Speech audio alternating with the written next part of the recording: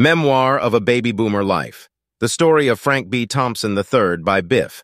Darkly narrated by Adam Darkly. Copyright 2023. Forward.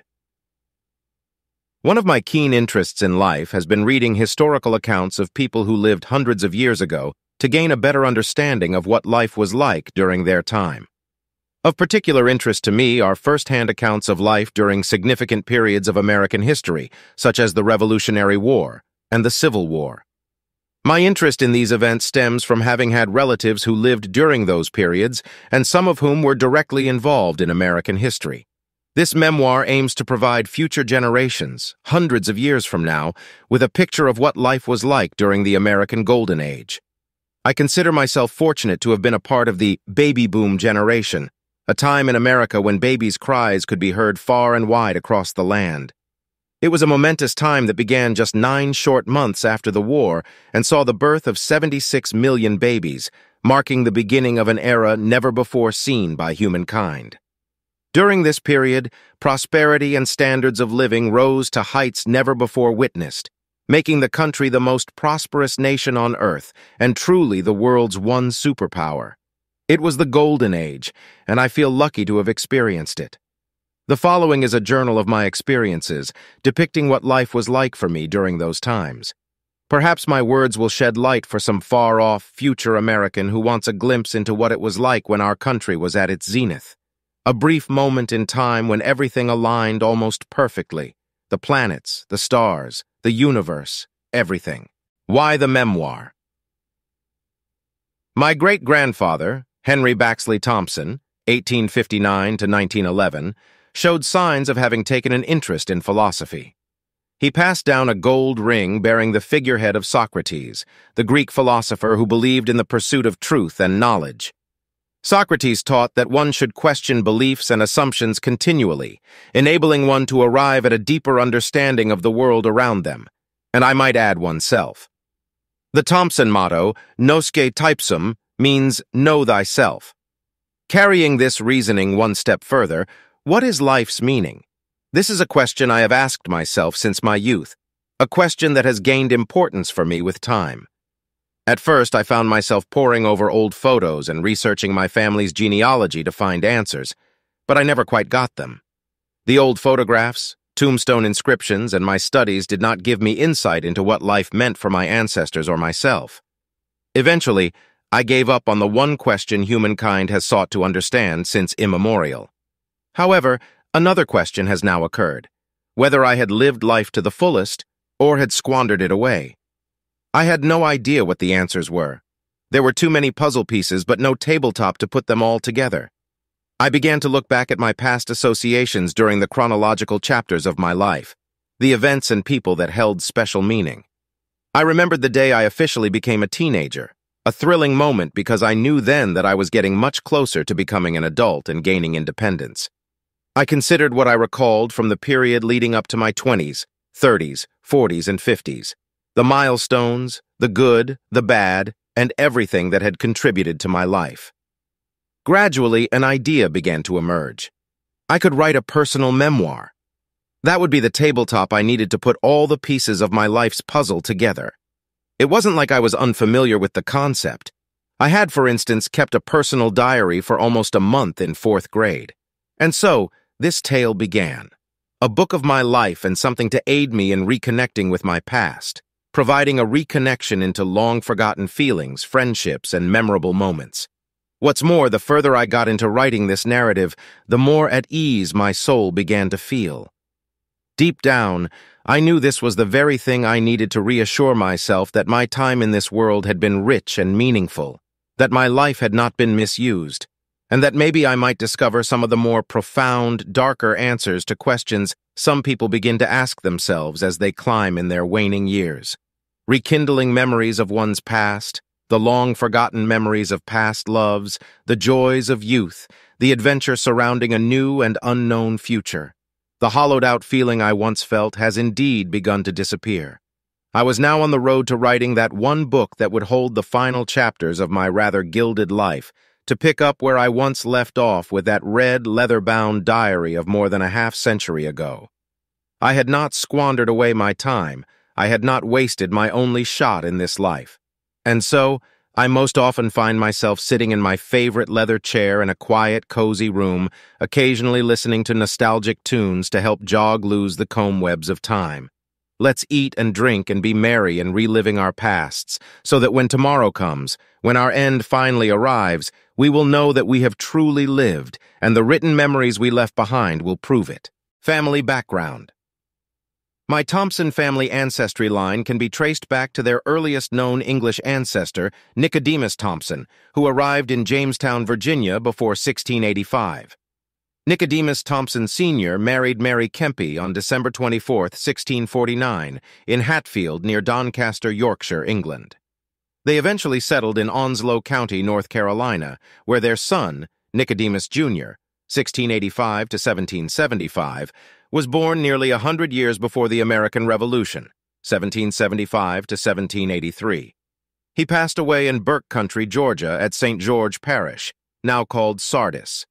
Son William Thompson, Sr., May 5, 1749, October 8, 1816, married an Irish lass, Charity Murray, June 10, 1752, February 10, 1826, and their son, Daniel Thompson, Sr., 1774 to 1853, who also married an Irish lass, Sarah Sally Murray, 1781 to 1859. Both end up in Taylor County, Georgia, where they lie in unmarked graves at Prospect Church Cemetery. Their son, my great-great-grandfather, Stephen Lester Thompson, February 28, 1816 to 1899, would live to age 83 after living through the Civil War in Fort Valley, Georgia, with his wife Margaret Elizabeth Meadows, 1826 to 1910, age 84. Both are buried at Oak Lawn Cemetery in Fort Valley.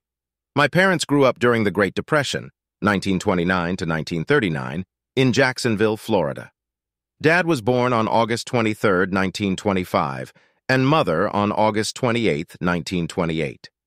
I begin here to provide some comparisons with what typical life had been like before the Golden Age.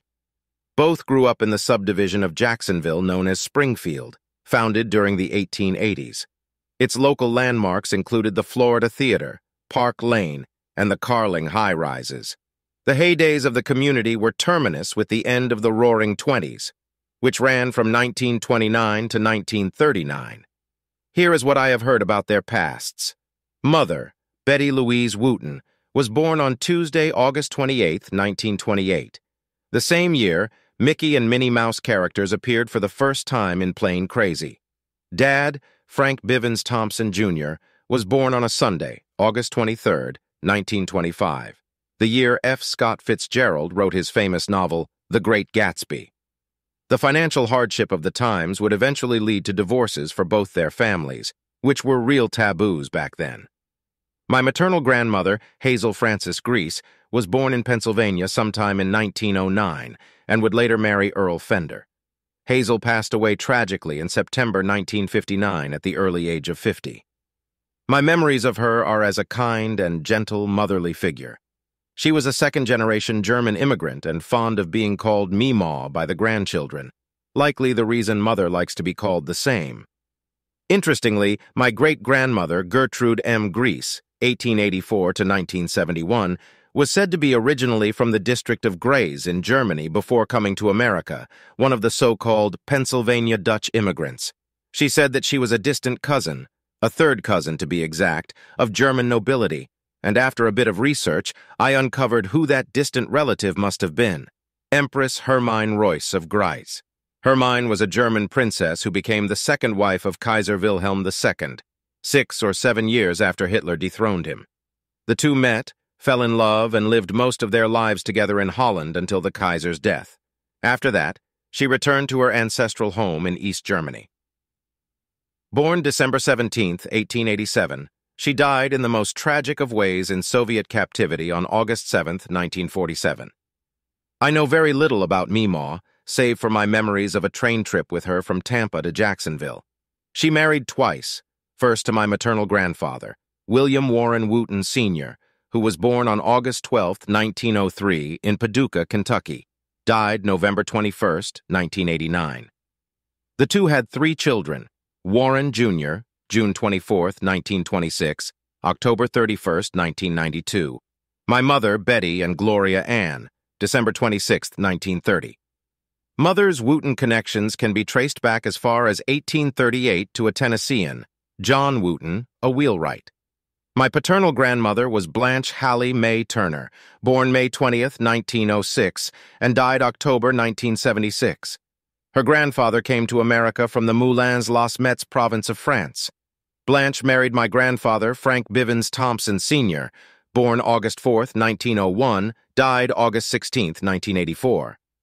Dad has one sister, Monica Beth Abercrombie, whom I will discuss later. My paternal grandfather, Frank B. Thompson, Sr., born August 4th, 1901, died August 16th, 1984, and his second wife, Selma, were interred at Woodlawn Park Cemetery in Coral Gables, Florida. Granddad was the son of a clerk of courts for a small West Georgia town called Vienna, where his father and mother, Henry Baxley Thompson, April 25, 1859, March 30th, 1911, and Layla Elvira Wynn, 1872 to 1925, are buried. Granddad Thompson left home at 15 to join the Merchant Marine and served aboard the USS President Grant during World War I. His grandmother, Flora Elvira McRae's uncle, had founded the small Georgia town of the same name in the late 1800s. I will add more about their backgrounds in later chapters. For now, let us understand what my immediate family members lived through. Mother and Dad's parents knew one another, either growing up or as friends. Frank, Sr. and Warren, Sr. often went out carousing together to do who knows what save for one thing.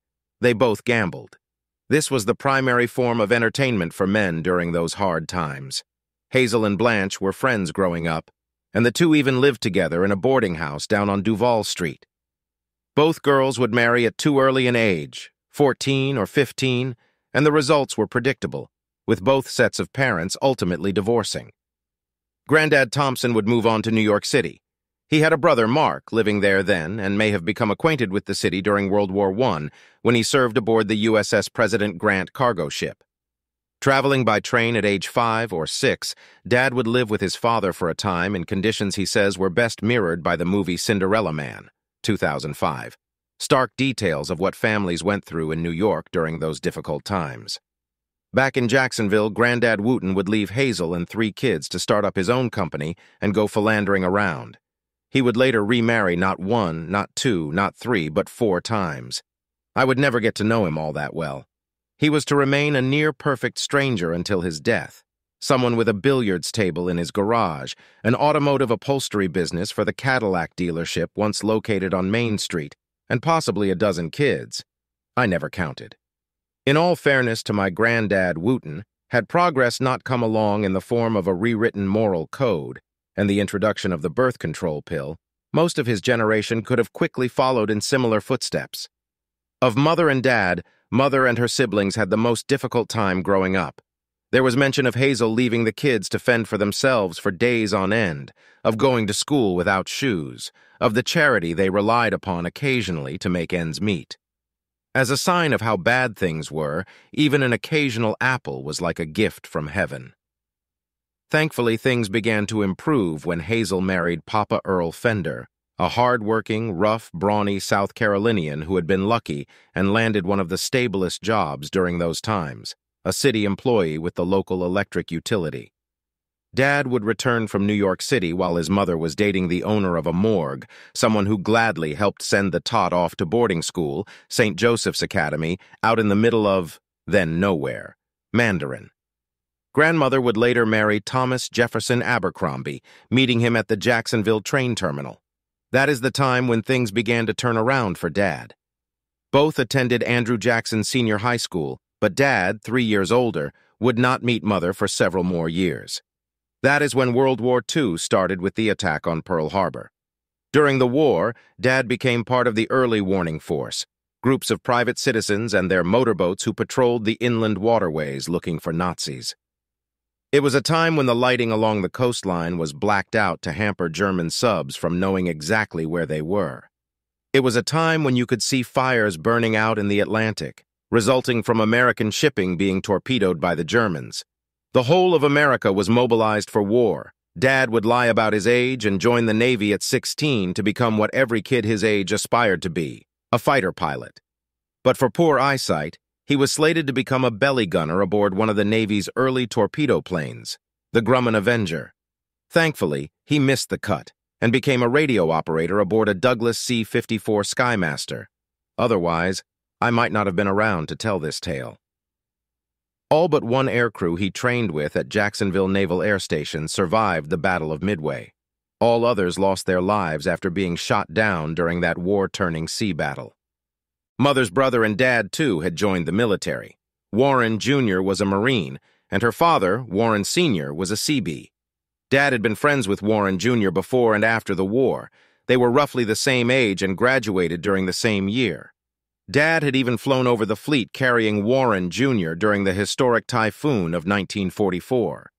Warren Sr. was working on one of the atolls when the typhoon struck. He was with the Navy construction battalions building landing strips in the South Pacific. All three men would later discover they had each endured in their ways one of the worst of typhoons to strike the U.S. Navy, Typhoon Cobra.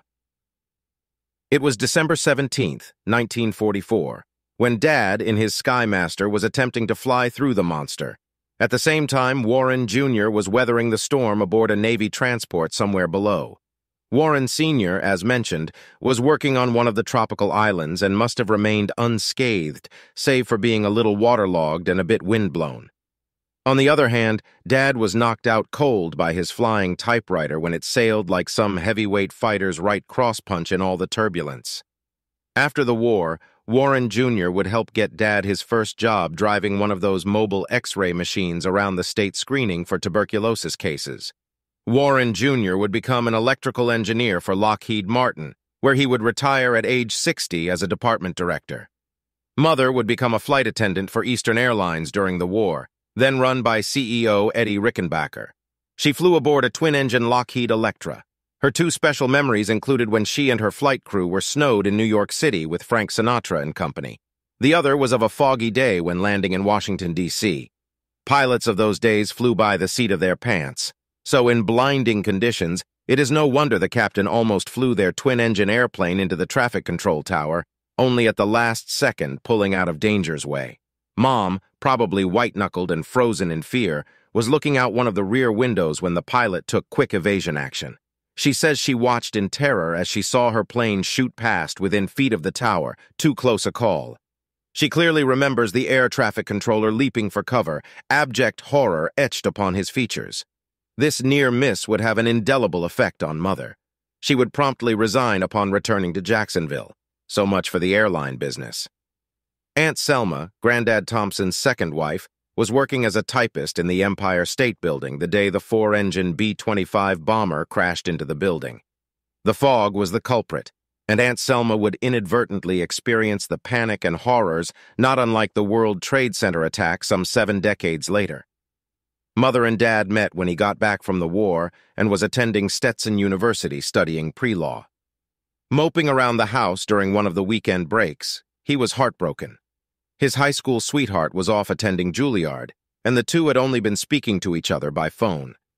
Blanche had likely gotten tired of seeing Dad feeling sorry for himself and had said something like, and I'm paraphrasing here, "Go on, get the hell out of here. Go over and see your friend Warren for a while."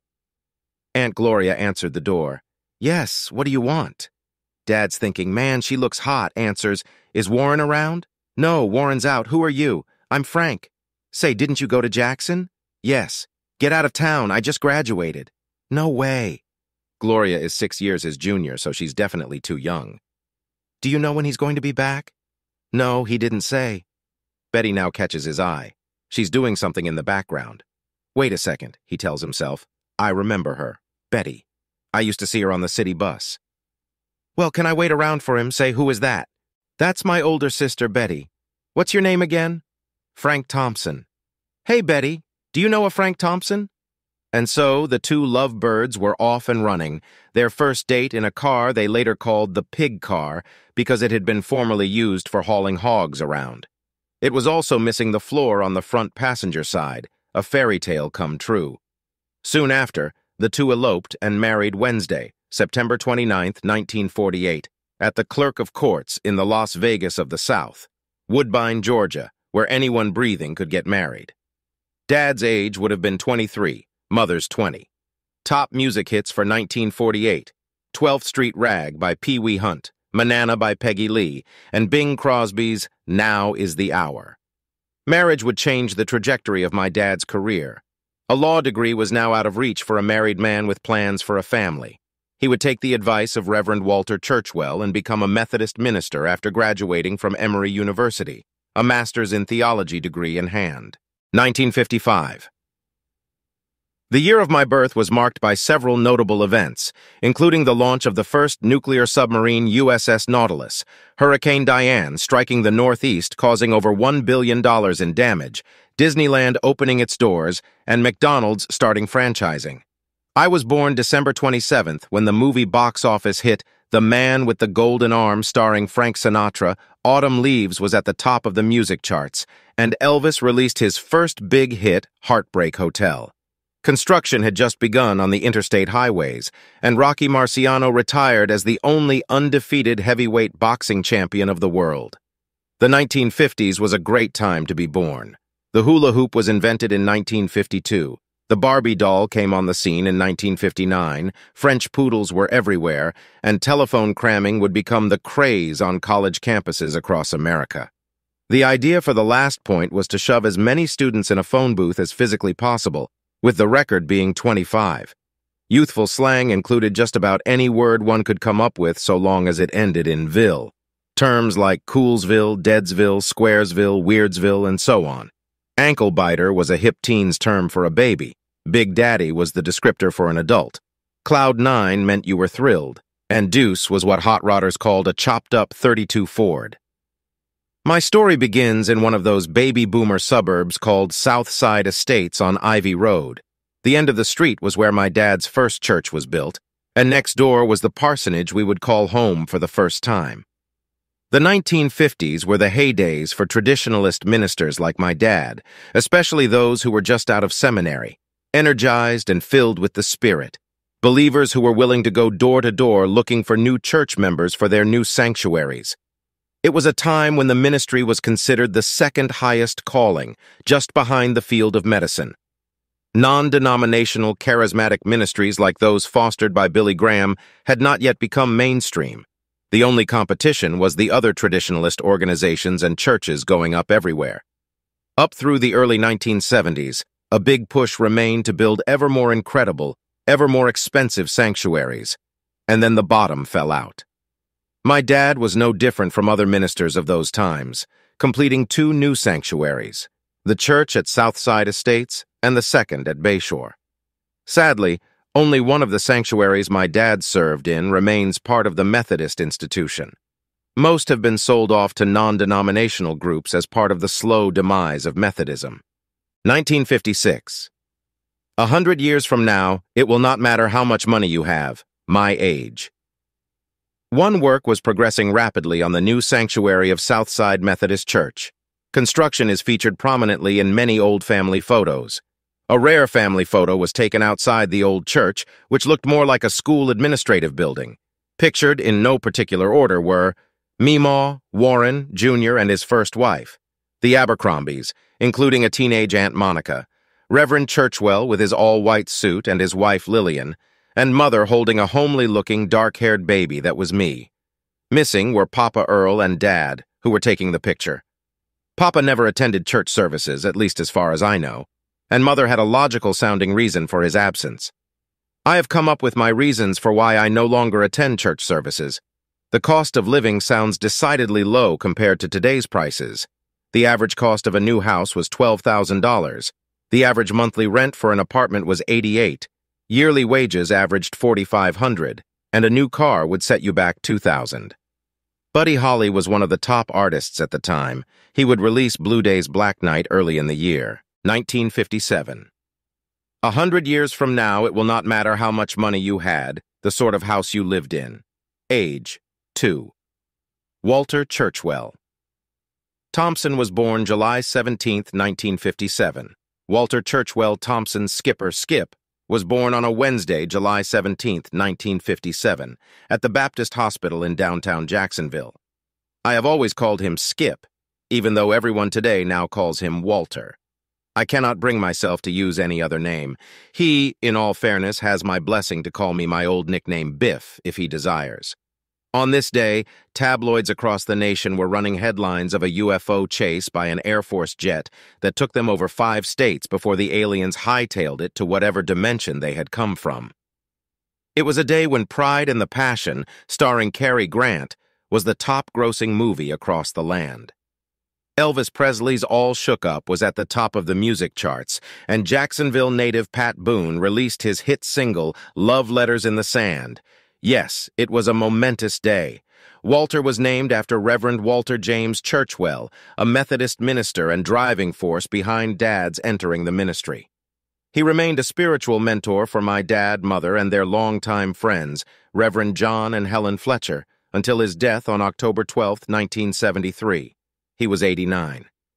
We affectionately called him Granddad Churchwell and his wife Lillian, Grandmother Churchwell, and would visit them at their humble home on Post Street until Dad left the ministry. He always, and I mean always, wore a white suit with matching shoes. Combined with his fair skin and white hair, he looked like a saint might. He was a saint in the minds and hearts of the hundreds upon hundreds of people he touched throughout his life, through his ministry, by acting as a mentor for fledgling ministers, by building a series of well-known churches in the North Florida area. Reverend Churchwell was born May 13, 1884, in Liberty County, Georgia, and grew up working in his family dry goods business, the J.H. Churchwell and Sons. Dad told me the company was a solid regional chain of stores with headquarters in downtown Jacksonville on West Bay Street. Their building stands today but has been converted into a residential condominium 1 block from my residence. Granddad Churchwell would sell his interests in the family business to enter the ministry. I would have to say one of his most significant accomplishments in life had to be Murray Hill Methodist Church. Still, Reverend Churchwell was a modest man, not given to self-aggrandizement, and this is reflected in his and Grandmother Churchwell's place of rest. I visited Riverside Memorial Park 10 years ago, a cemetery off Normandy Boulevard. I was greatly saddened by what I saw of their final place of rest. The two lay there side by side. Simple bronze plaques marked their grave sites. I expected to find a glorious setting where visitors could feel God's presence, a resting place covered by the shade of broad oaks and surrounded by lush greenery, a resting place that felt like one small step from heaven. I expected to see their one daughter's grave next to them to keep the two company through eternity. But she was missing. Their graves did not indicate that they had been tremendous forces for good during their lifetimes. Their graves were unadorned by flowers, nothing to show the kind people laying there in repose and the effect they had both had for so many when they were alive. Instead, there was no sign that anyone had visited their gravesite for many decades. I stood there looking down upon two of the most important standouts in my early life, sweat running down my back as the sun beat down from above. I moved to a bit of the shade I noticed, an old, tall pine that had been left to grow not several yards from the bronze markers. It was sad to think these two crucial figures in our lives would end up there like that, alone, uncared for, unremembered. I vowed then and there that that would never happen to me or my loved ones. The small, quaint mausoleum, which my loved ones and I will call our resting place, sits in an arboretum covered by the overhanging limbs of vast oak trees. There is a marble bench for visitors, those who want to spend a few moments out of their busy days talking to themselves, recalling memories of times long past.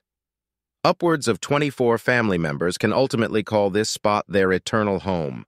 It is a shady place, a quiet location, the sort of place I would wish for special people like Reverend and Mrs. Churchwell, who will not be forgotten, at least as long as I am alive. What do I consider the best words to describe Granddad Churchwell? Spiritual, confident, righteous, wise, and virtuous. What about Grandmother Churchwell? How would I describe her? Likewise, spiritual, honest, and insensitive.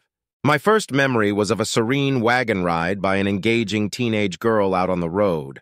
I wasn't more than 2 or 3 then. Therefore, everything before this first memory remains blank. What did my parents have to say about that dark period? I cried a lot. Next stop, Tampa, 1958. 100 years from now, it will not matter how much money you had, the sort of house you lived in, or the kind of car you drove. Skip's age, one my age. 3.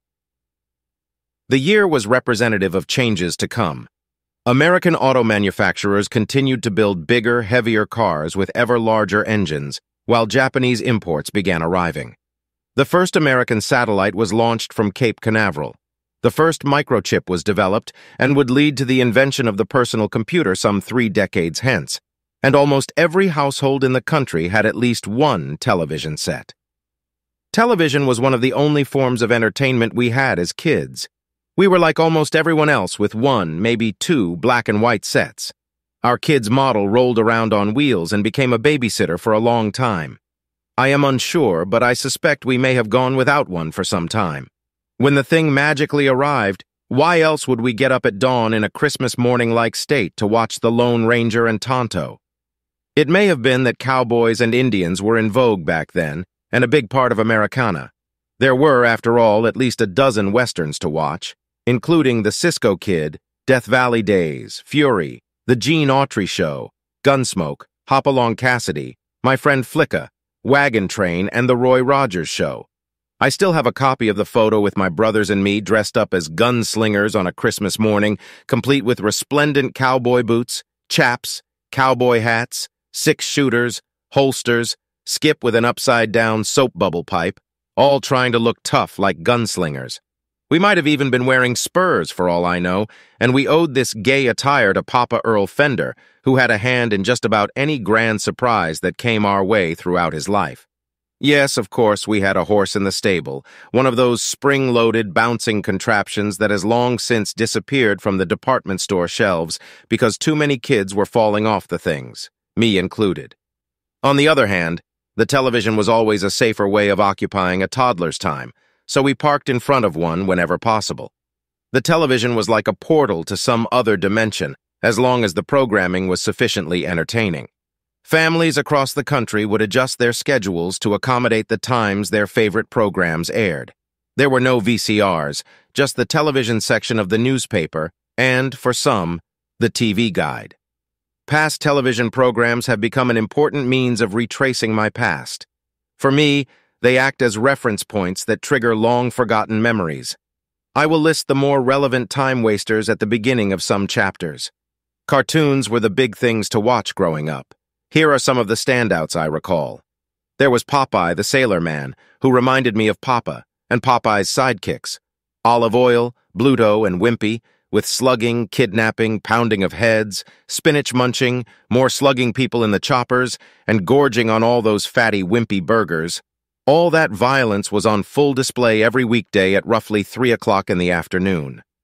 Brutality seemed a natural part of growing up in the 1950s, on television, for most of the games we played, and as the principal means of disciplining one's children. Dr. Benjamin Spock's bestseller, The Common Sense Book of Baby and Child Care, was written in 1946, and was what most progressive-thinking mothers turned to as a framework for raising their children. Mine, I believe, read it. This pediatrician psychoanalyzed children and families during the 1940s and concluded that parents needed to be more flexible, affectionate, and less brutal with their kids than previous generations. Even today, you can still see the occasional parent who has carried along the baggage of those more arcane times, occasionally seeing them spanking the daylights out of their kids or cursing them out in public. I once ran away from home with a suitcase in hand for perhaps an hour, with my mother's fond farewell. I'm sure either of 2 things spurred my departure. I didn't want to attend school when I was 5, especially if everyone else entered 1st grade at age 6. 2, if I had to go to school, I did not want to give up my every Sunday being forced to attend church. After a short time, I found myself saying, "Golly gee whiz, I guess I will have to concede defeat. I will give up every Sunday, even if I must go to school, for the rest of my life." I was only a block from home when I realized I was already homesick and would have to swallow my 4- or 5-year-old pride. It also would not be the last time I had to eat crow. Kudos to Dr. Spock. It had to be his influence at work. What else could explain why Mother had helped me pack a suitcase, Then let me stroll off all by my lonesome and with a fond farewell. 1959. 100 years from now, it will not matter how much money you had, the sort of house you lived in, or the kind of car you drove, but the world may be different because you were important. My age, 4 Skip's age. 2. Mark Wayne Thompson was born on January 30th, 1959. Mark is my third brother in this little tale. He was named after his great-uncle, Granddad's older brother of the same name. The contemporary Mark was born on a Friday at the Tampa General Hospital. Notables for the month. Congress held its first hearings on the bill to admit Hawaii as the 50th state.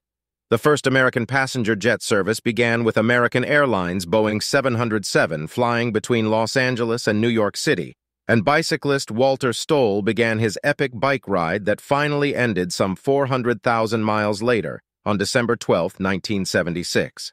Who knows? Stoll might have been part of the reason Mark got into competitive biking in his teens, even going so far as to buy an expensive, lightweight English racer to compete on the weekends.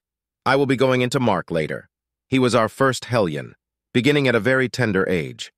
Our church at Bay Shore was a place of worship without the sort of steepled sanctuary most of us are used to seeing today, but instead was a simple brick meeting hall with a cross erected out front to let everyone know it was, in fact, a house of worship. The original sanctuary still stands today, next to the true church Dad built. The sanctuary is located on South MacDill Avenue, just down the road from the Air Force Base of the same name. The day Dad arrived to put things in order, he was hit in the head by ceiling plaster when he forced open the front door. Our home was at West Bay Court, a 1929 craftsman bungalow wood frame with red brick columns and a simple front porch. The house still stands today and recently sold for $300,000, a bit unbelievable considering the age, save for the location. We lived just 1 block from the church, less than a few houses away from MacDill Avenue, with Tampa Bay at the opposite end of our little 2-lane blacktop. It was a quaint community with a local pharmacy and a locally owned gas station less than a minute away by foot. We rarely walked anywhere, however, and mostly drove to get around. I chalked the driving up to the extracurricular activities we always seemed to be shoehorned into attending following church service, things like visiting families like the Wingos or the occasional partitioner-paid lunch at Morrison's cafeteria. The median income for a typical American family was $3,600, the equivalent of $44,000 today. A minister made roughly half that, but let's face it, Dad had not entered the vocation for the money. On the flip side, we Thompson kids probably earned what could easily qualify as a degree in Christianity after attending nearly every Sunday church service until Dad left the ministry about 2½ decades later. I ran the math over 1,300 hours of sitting on those hard, uncomfortable wood pews. I call to mind our new home was equipped with all the comforts of home, one of those ringing washing machines that had been around since the 1700s, a fireplace we never used, and since central air would not become available for another decade, and those window units were still a little too expensive for those of modest means, we used fans. The same was true for our one car. Much of the furniture was handmade or hand-me-downs from our grandparents. Fans remained the primary means of staying cool for many older homes and schools. We were no different.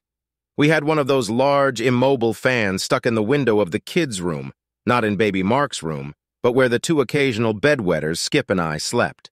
To keep the bugs out, all the windows were screened, and during anything but a couple of weeks of winter, they were primarily left open throughout the year. It was Florida, after all, and hot as hell most of the time. Many families had one or more popular floor models, squarish-looking fans that could be easily toppled, but provided the only real respite from those long, hot summer days. Many kids would find out those floor models had an element of entertainment built into them because you could talk or sing into the air intake side of the thing, and your voice would magically change. This was loads of fun, and did a bit to break up the monotony of a more extensive housebound existence for toddlers like yours truly. Since time memoriam, Florida has been and will continue to be the lightning capital of the world, making thunderstorms an everyday summer delight, and raising the excitement level for kids and adults alike. Why? Because the windows of the car or our home were always open to cool the darn place off.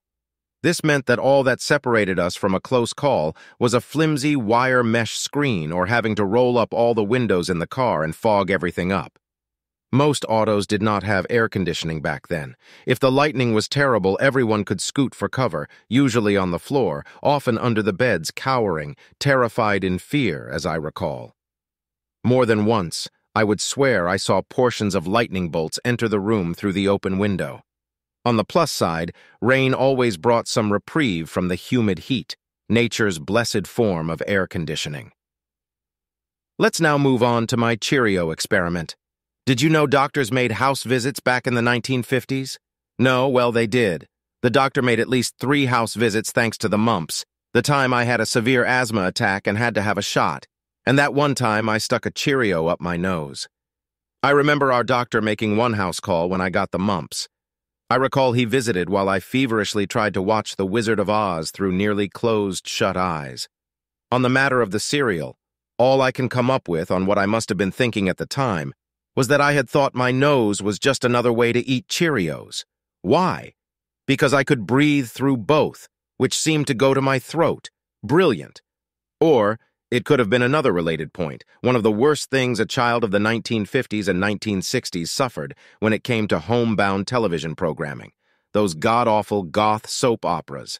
My God, how can anyone sit around all day watching those morose ramblings, especially kids? The kitchen was a special place because of its formica floor you could clean up quickly so you could eat, play with fire, or make it a dentist's office, even a barber shop. One of those occasions was when the parents turned off the lights and lit a candle in the center of the linoleum-topped table, like a seance. The 3 of us could sit around watching that flame for what must have seemed to Mom like hours. Mesmerized by fire, we looked like cave kids sitting around a campfire, where we learned some valuable tidbits from the parents. You could pass one's finger quickly through the flame without getting hurt. 2, if you held your hand over the flame too long, it would burn. With parental supervision, we were shown, I think, how you could hold a flammable object up over the flame some distance, and it would catch fire. All handy tips to help us on our way through life. Then there was the time I first saw someone lighting their farts on fire. One of the more extreme cases where a fire could be used to amuse and entertain came to my attention 1 decade later at a Presbyterian church retreat in Black Rock, North Carolina. Word had gotten out that something extraordinary was happening in one of the dorms, and it was a must-see. My friend Terry Williford and I arrived through an open window we discovered, much like we had on other occasions in other buildings, to avoid the hall monitors, college-age chaperones who tried in vain to keep us teens in line. Our group from Jacksonville, for example, was kicked out of our regular sleeping quarters and put on curfew when a few of the more raucous of us used one of those older, turn-upside-down fire extinguishers on the girls' sleeping quarters. We sat down with a half-dozen other teens in a darkly lit room, only the flickering of candles highlighting the excitement on my face. So what could the teenager do to impress the girls, to impress us? There had already been several shows earlier that evening. I asked myself, does he have another one in him? Had the guy run out of gas? After much begging, a few threats, cajoling, and gratuitous praise, the stud agreed to do an encore performance. The room went quiet with anticipation. Without a thought of how it might appear, to the girls, to his fellow amigos, he laid down on the floor, hiked his legs over his head, spread his legs, pulled his pants down to his ankles, and spread his legs at the knees wide apart. He kept his underwear on, thank God. We were, after all, at a church retreat. He peered back at his audience through wide-spread legs, one of those Bic lighters everyone used in hand. "Here goes," he said. He flicked the flint with the thumb of his hand. A few sparks flew. He flicked the flint again. There was a flame. So far, so good. Now for the hard part, timing. It had to be just the proper distance and the right amount of push, but not too much. Otherwise, it was a disaster. Toot! Whoosh! Aye! Ah! It was like a flamethrower coming right from out of his underwear. The girls let out squeals and some giddy laughter. The guy had pulled it off. There was some foulness in the air, but not one hair had been singed. He was a hero. I have no idea how someone could have put those pieces together, certainly not on their own as a teen. There was, after all, no internet or YouTube back then to get such a crazy idea, so how? Had the idea of lighting farts been passed down from generation to generation, from his dad to him? Is it a family legacy that continues to be passed down by this now adult teen to this day? Want to see what it looks like? Check out this internet version of lighting a fart with a lighter to witness one of the wonders of being a teenager in the golden era. So, let's return to our humble kitchen in Tampa, where the family sat around, moving their fingers in and out of the flame of a candle. I also believe the kitchen was where we all learned to make music with a soda bottle by blowing over the open top. I think this was part of Dad's contribution to our early education. Our first playground consisted of the backyard, the front yard, and the empty lot with the banyan tree next door. Outdoor toys for me included first a tricycle, then a bike with training wheels, then the same bike without training wheels, a little red wagon, a pedal-powered metal car, the yard tools in the one-car garage, the swing set, a car tire hanging from a tree, to the miniature playground spinner that made me throw up after eating my first coconut, the reason I've not liked coconut ever since. A concrete sidewalk out in front, just this side of the road, connected MacDill Avenue and the causeway around Tampa Bay. We cut our teeth on riding our wheeled contrivances on this sidewalk and garnered the first badges of honor: skinned knees, elbows, and probably bruised heads. You could see the causeway at the far end of our street from the front yard and easily smell the red tide when it rolled in. Is that where Alabama got the idea for Roll Tide? Or was it a spin-off of a long-forgotten Tide soap commercial? It was a grand time to live next to an Air Force base, the fighter pilots occasionally lighting up the afterburners on their Delta Wing F-102 or F-106 just overhead. It seemed to me to be a marvelous thing, the sudden boom of the sound barrier being broken. And so what if their shenanigans broke a few windows here or there? It was all in fun. The first human to break the sound barrier was Chuck Yeager on October 14, 1947, and by the time the late 1950s arrived, everyone seemed to be doing it.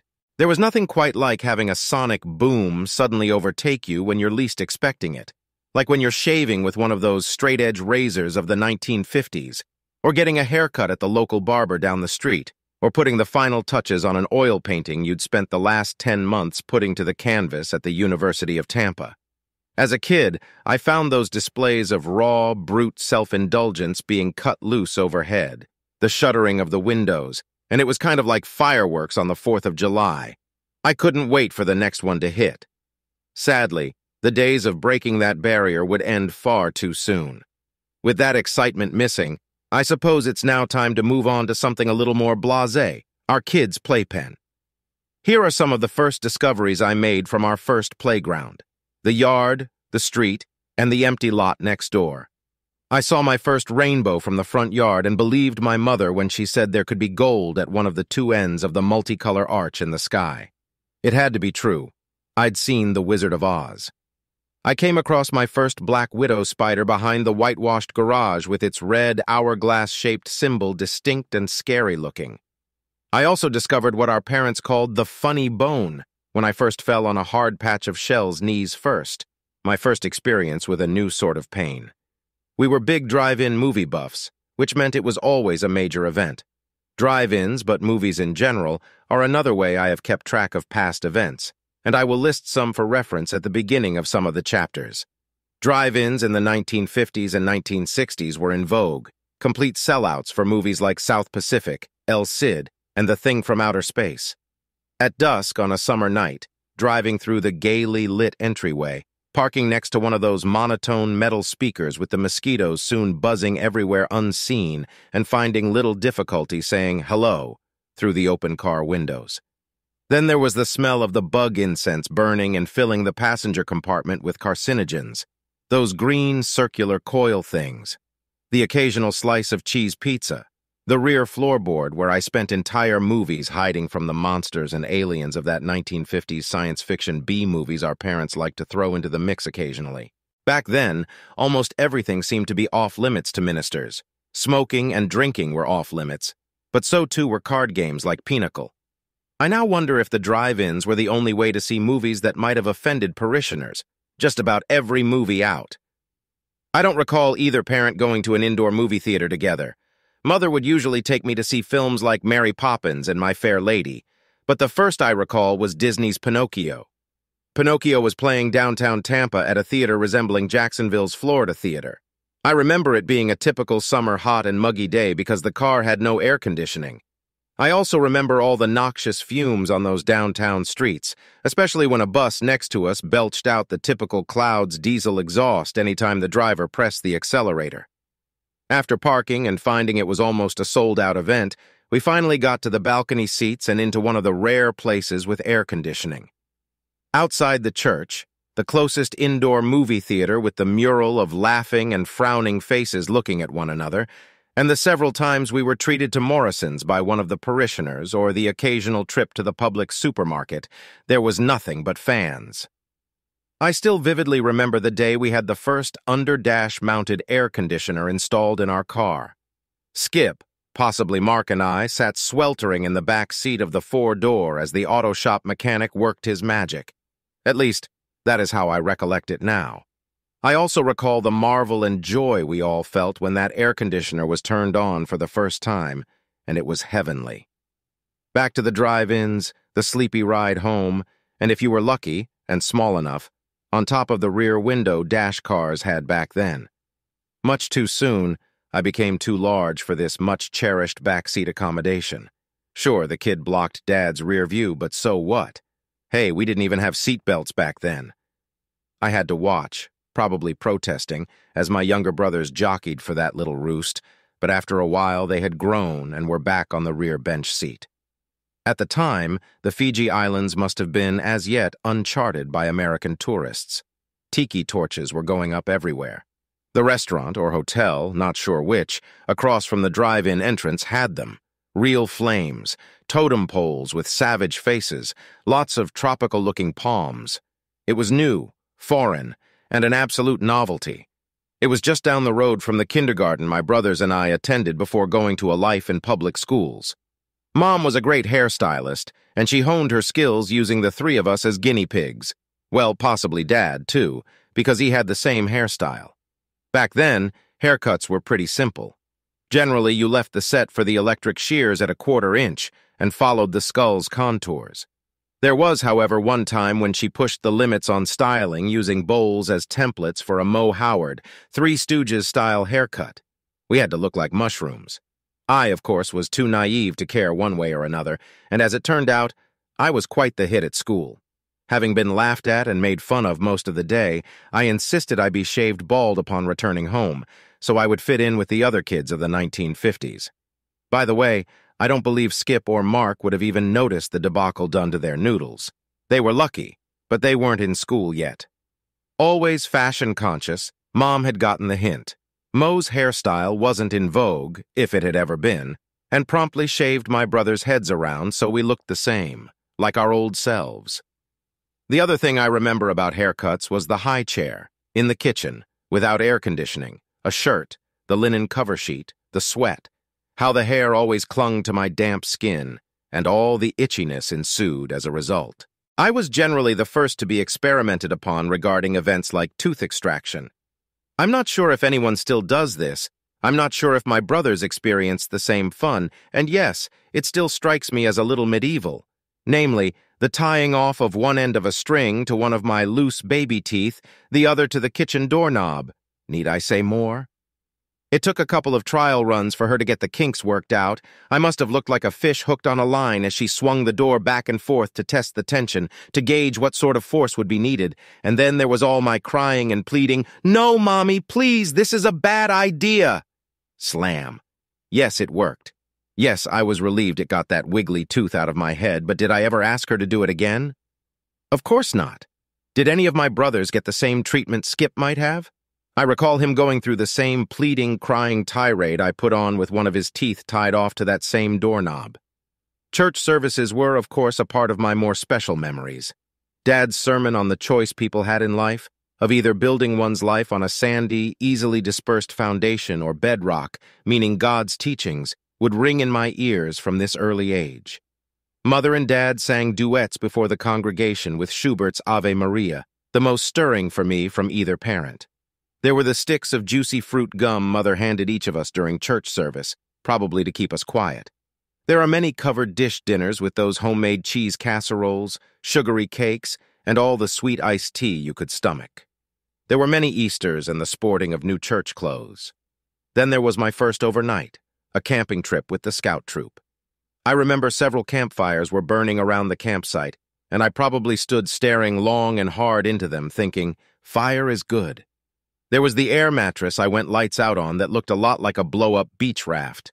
There was a large walk-in tent I called home for at least one night. I felt like boys my age must have felt back in the days of Daniel Boone, only in their case it was not contrived but an actual everyday existence. I remember the campsite on a vast oval lake. Someone had been thoughtful enough to bring a ski boat to add to the festivities. I did not get to go out in the thing. It was probably in high demand. But Dad, being the minister and all, was out being towed behind the thing at a second's notice. I recall standing on the beach with pride as the scout troop leader pointed out how well my dad was doing. "Look, he's up!" exclaimed the scout leader. Yes, he was right. The minister had gotten up on his skis on the first try. He could do it all. It was a huge lake, and the plan was to take Dad for a complete lap around the monster. I've done some skiing myself, nothing professional, you understand, but I know what it's like to be pulled around for a while and how one's legs start getting tired if you're not used to using them as shock absorbers. Soon, Dad was lost in sight as the ski boat sped off to the right, following the shoreline. The minutes passed, and he remained invisible from view. "Look, there he is!" announced the scout leader, pointing across to the opposite side of the 10-kid, mile-wide body of water. I look to where the man is pointing and see a tinny, weeny little motorboat coming into view, and the speck behind it must have been Dad. "He's doing very well, your dad," more beaming pride on my part. "Wow, he knows what he's kerplunk." There was suddenly a mighty splash of water from where that speck that was Dad had been. I could even make out the shower of water from my distant vantage point. I would have to gauge that tumble on a scale from 1 to 10, a 9. It was a mighty fall. Maybe even a faceplant. Is he going to survive? I might have asked the kind gentleman. "Oh, yes," he assured me. "Your dad's a young fellow." He was right. I was 5 or 6 then, which would have put Dad somewhere around 35 or 36. The minutes ticked by as the motorboat made a U-turn and loitered around the downed skier. I was wondering, what were they doing? "Look, he's up again," announced the scoutmaster. Sure enough, that speck of a man was again trailing behind the speedboat, not giving up on the mission of completing a lap around the enormous lake. 15 minutes later, the motorboat with Dad in tow arrived back at the camp, winded and more than likely hungry. It was time for some of those fantabulous hush puppies the adults were serving up. The annual Gasparilla Pirate Festival was also an extremely excellent event for a kid, much like a version of Disney's Pirates of the Caribbean ride. In the late 1950s, you could sit on the bank of Davis Island and catch the pirate doubloons the cast members cast to kids like ourselves.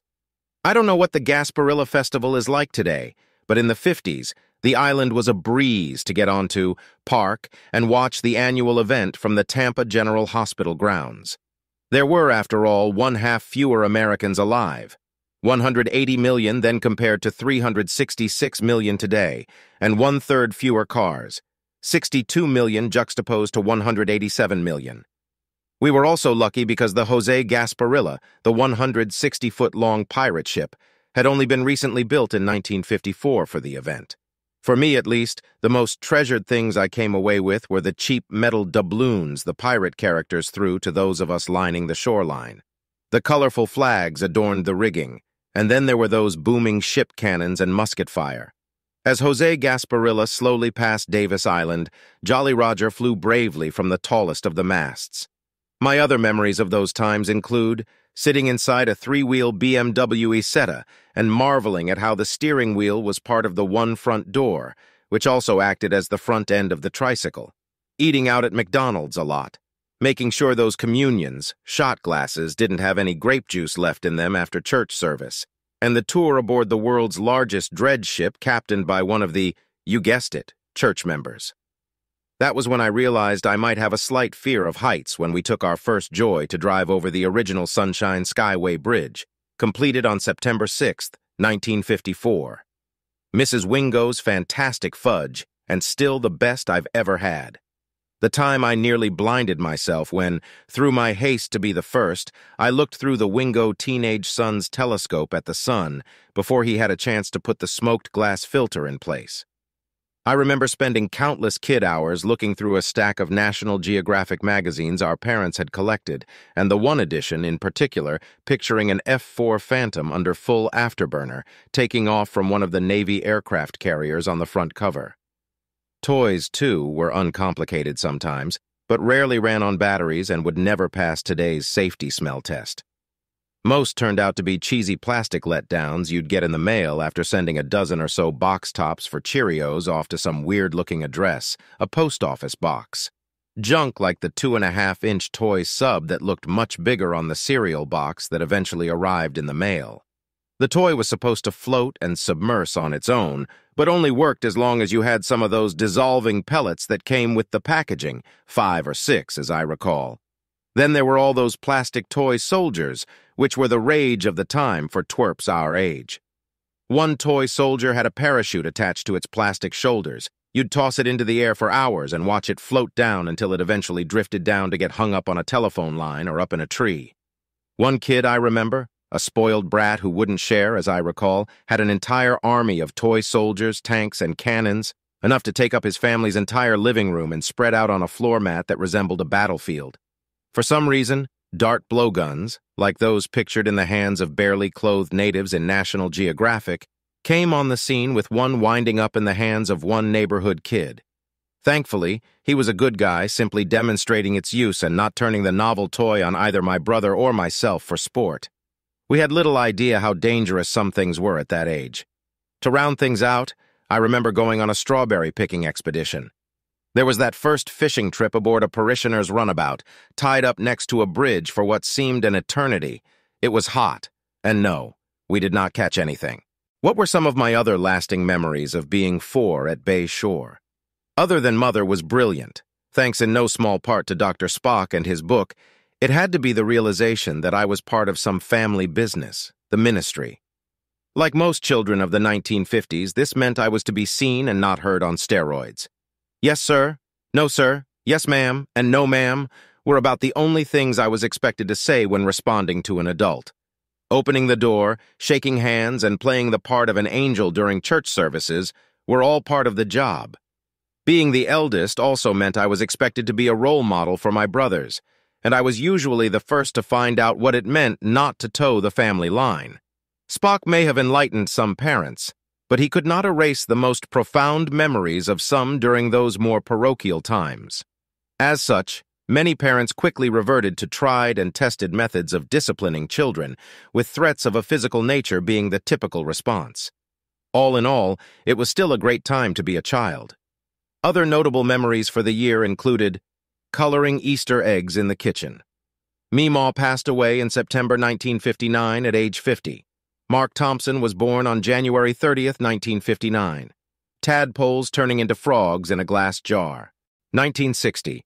100 years from now, it will not matter how much money you had, the sort of house you lived in, or the kind of car you drove. But the world may be different because you were important in the life of a child. Forrest E. Whitcraft age. 5 in Tampa, I had picked up a nickname, Biff, a playoff on my middle name, Bivens. I would keep this nickname up through 3rd grade when my teacher decided Biff was not fitting and changed it back to Frank. But now on to one of our first trips to the beaches on the Gulf. Tampa is relatively close to the Gulf of Mexico, so we naturally went to the beach a lot. Our first trip was with our pet beagle. Let's call him Sparky. Now, Sparky was really an outdoor dog, and as such was probably not potty-trained, nor mindful of the usual commands of sit, stay, and heel, and I remember it jumped up on me a lot. The drive to the beach was long, and our dog made the trip all the more enjoyable. Most family cars back then had bench seats front and back, and could easily accommodate 3 adults or 3 kids and a beagle comfortably. The windows were always down because there was no air conditioning for us. Auto-styling back then inevitably meant there needed to be tons of chrome everywhere with wings in the back, maybe even on the front hood, to keep the car securely planted to the ground for fear of going airborne at highway speeds of 70 miles per hour. I have been reminded that both Mother and Mark were with us on this beach escapade, and as Mark was only a toddler, he would have been riding up front with the parents. There were no car seats with straps for toddlers back then, no headrests, padded interiors, and side-view mirrors unless added as an option for typical family sedans. How do I know the car was missing side-view mirrors? You will find out shortly. Always the adventurer, bringing Sparky along was probably Dad's idea, probably with our enthusiastic support. Dogs, any dog, look as if they're suffering when it's 100 degrees out, and Sparky was no different with tongue hanging out, drool and slobber flying everywhere, smelling more and more like a dog in need of a bath with each passing minute. One of the first things Sparky did on the journey was to try and end his misery. Dad was forever whistling or singing some church song. We rarely listened to the radio because there weren't any religious stations on AM like there are today. Here is how this scene unfolded. Mom forever said, "Frank, Dad, Frank, you're driving too fast." Suddenly Sparky, tongue hanging out, drool and slobber flying everywhere, looked like he had had enough. A sort of ledge ran the length of the car, and this is where the Beagle was perched, looking as if he was about to leap into oncoming traffic to end its misery. Sparky had been a bit of a bore for Skip and me both, who tended to be entertained by house pets for only the shortest snippets of time, so we began taking in the local sights through the rolled-down windows and up over the front seat out the windshield. I don't remember who it was that first noticed Sparky trying to jump out first, and Dad hadn't seen. No driver's side view mirror. We've all seen someone driving along with a dog's head sticking out the window, the mouth being blown open, ears and tongue flapping, the happiest of expressions on their mugs. I recall our dog looked in a similar state for the moment. "Frank! Frank, the dog's about to jump!" snapped Mother. Dad's typical reaction to anything that upset either him or Mother in the back seat, like when breaking up a fight, was to maintain his left hand on the steering wheel, swing wildly with his right hand, and occasionally glance back to get his bearings. This technique wouldn't work for Sparky, so Dad held onto the steering wheel with his right hand. He leaned to his right, wrenched back behind him with his left, and grabbed whatever he could grasp of the dog, skin, fur, collar, possibly a leg, and it worked. The stupid Beagle was dragged back into the car. Dad had saved the day. We were instructed to hold on to Sparky for the remainder of the trip, forcing the dog to sit between Skip and me. Dad had started whistling, singing, or both again. Mother continued criticizing Dad's bad driving and occasionally glanced down at Mark or out the window. The next thing Skip and I notice is that damn dog of ours is now sitting in the oddest of ways, half in the air and hunched over. What the fuck? Yep, our dog took a poo-poo right then and there. The mystery had been solved. All Sparky had been trying to do was spare Skip and me this horrible affront to our visual and olfactory senses. Gag! Mom, Sparky took a shit! I am just kidding. We used to call shit cute little names back then, like doo-doo or poo-poo. Dad's whistling or singing, the wind noise would again drown out our first voices of alarm. Mom, Sparky took a doo-doo! Abruptly, the whistling and or singing stopped. Forever vigilant to ensure we towed the line when it came to representing the family business, we had gotten her attention. What is it? Gasp! Look, Sparky took a doo-doo! Looking back over his shoulder for the briefest moments, Dad looked to see what was up. Another gasp. Today's common four-letter enunciations have never been a part of either Mom or Dad's repertoire, so their response couldn't have been, "God damn it," or "Holy Moses," or "Holy shit." But Dad's singing and or whistling would have indeed stopped. I recall Dad quickly pulling the car over to the side of the road, disembarking, and then beating the dog. Just kidding. He is taking care of business. One advantage of being young is that you are mainly useless and largely spectators for much of your early life. All we needed to do was to take turns holding on to Sparky while Dad took care of the nasty. Soon things had been cleaned enough to pass Mother's inspection, and we were again off to paradise, the beach. I don't have any memory of Sparky after our little joyride. I'll have to ask the parents one of these days, whatever happened to the Beagle, Bozo the Clown. On weekdays afternoons, there was a televised knockoff of the Bozo the Clown show. This was a live broadcast, a spin-off of Bozo the Clown, with guest appearances by local children celebrating their birthdays. Yes, my parents made the mistake of putting my fourth on television in a Bozo-like setting, before cameras and under the bright spotlights. It wasn't that I did anything seriously wrong or stupid. I didn't do or say anything. Quiet, thoughtful, reflective people back in the early 1960s were called shy, which I took to mean inferior, especially the way it was being bandied about by the largely extrovert, gregarious personalities like Aunt Gloria, Aunt Monica, and occasionally Dad, people who needed to be on stage and forever in the limelight. It wasn't until much later, at age 30, that I discovered that there were different personality types and that I had been behaving entirely naturally, given I was what Myers-Briggs would classify as an introvert, intuitive thinking, perceiving type individual, an everyday nerd that was more interested in things than people. That discovery would come some 25 years too late, so at a tender age, I was thrust out onto the center stage. In all fairness, the jury was still out on whether or not I had the same knack for performing on stage as my minister tenor-singing father or my soprano-singing mother. Still, unlike both, who performed before several hundred members weekly, I discovered to my chagrin that I had a severe phobia. Stage fright at this very early age. When I was old enough to fathom what my father could do, I remember sitting in the church pew every week, trying to picture myself behind that pulpit like him. My father's talent was an act too hard for this mute, sensitive, reasonable kid to follow, even just pretending, and probably did nothing but steal my aversion to public speaking. I'm not sure how people develop deep phobias. All I know was those unwarranted, dreadful fears that lived within my head during said occasions.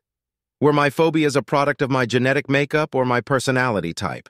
Had some of my early ancestors suffered the same plights? Or was I simply a product of my early experiences? Or was my phobia of public speaking related to being the quiet, humble, sensitive person that I turned out to be? 1961. First grade Roosevelt Elementary, from September 1961 to June 1962. Dad's age, 36 Mother's age, 33 my age, 6 Skip's age, 4 Mark's age, 2 Laura Johnson, the girl of my dreams and future wife, was born on a Saturday, March 11, 1961. Her blonde hair, blue eyes, and flamboyant personality caught my attention from the moment I saw her 3 decades later. We would be married on a Saturday, September 16, 1995, during the peak of hurricane season. We would arrive a day after one rolled through the British Virgin Islands, our honeymoon destination. Only by Laura's normal brilliance were we able to get a chartered flight off the now powerless, leafless island and onto swept-away Jamaica. This was the beginning of many marvelous adventures we would share together, and our grand prize, Stephanie McRae Thompson, arrived on October 10, 1998. Obviously, I will cover more on both later, but for now, let's return to my earlier, more pedestrian times at age 6 and Roosevelt Elementary. I'm here to tell you that one set of rules does not fit all regarding public education. This system seems to be based on theories that originated in the Middle Ages, in Britain, during the Industrial Revolution. We're all taught the same way, the same things for the most average of person.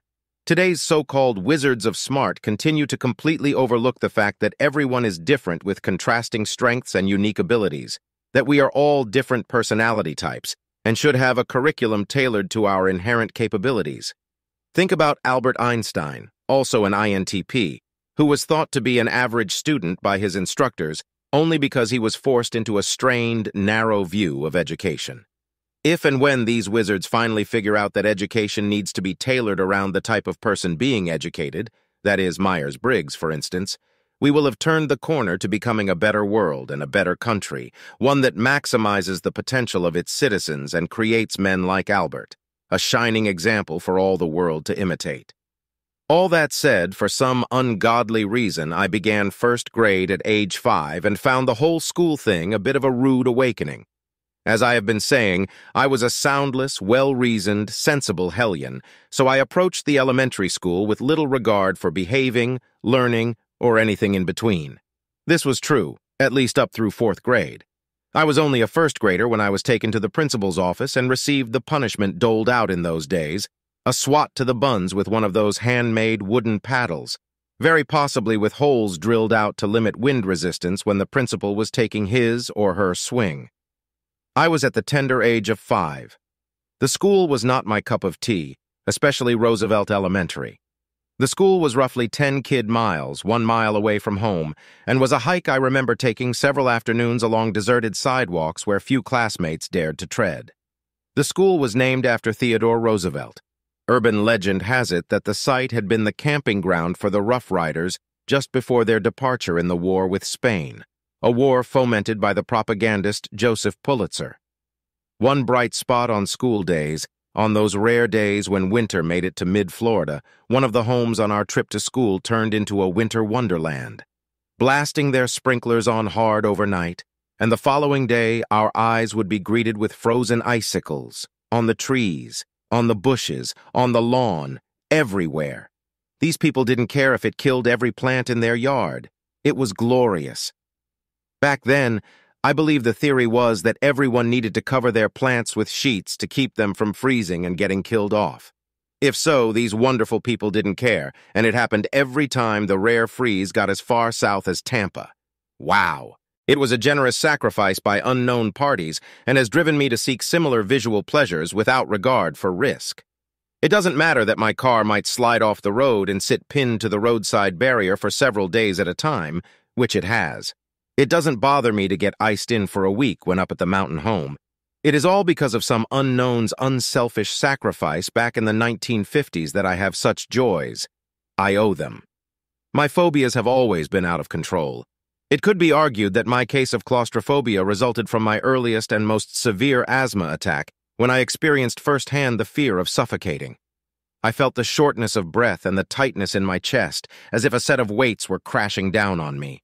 The wheezing sounds I made as I struggled to pull air into my lungs, all those enjoyable experiences tied into one horrifying episode of outright terror.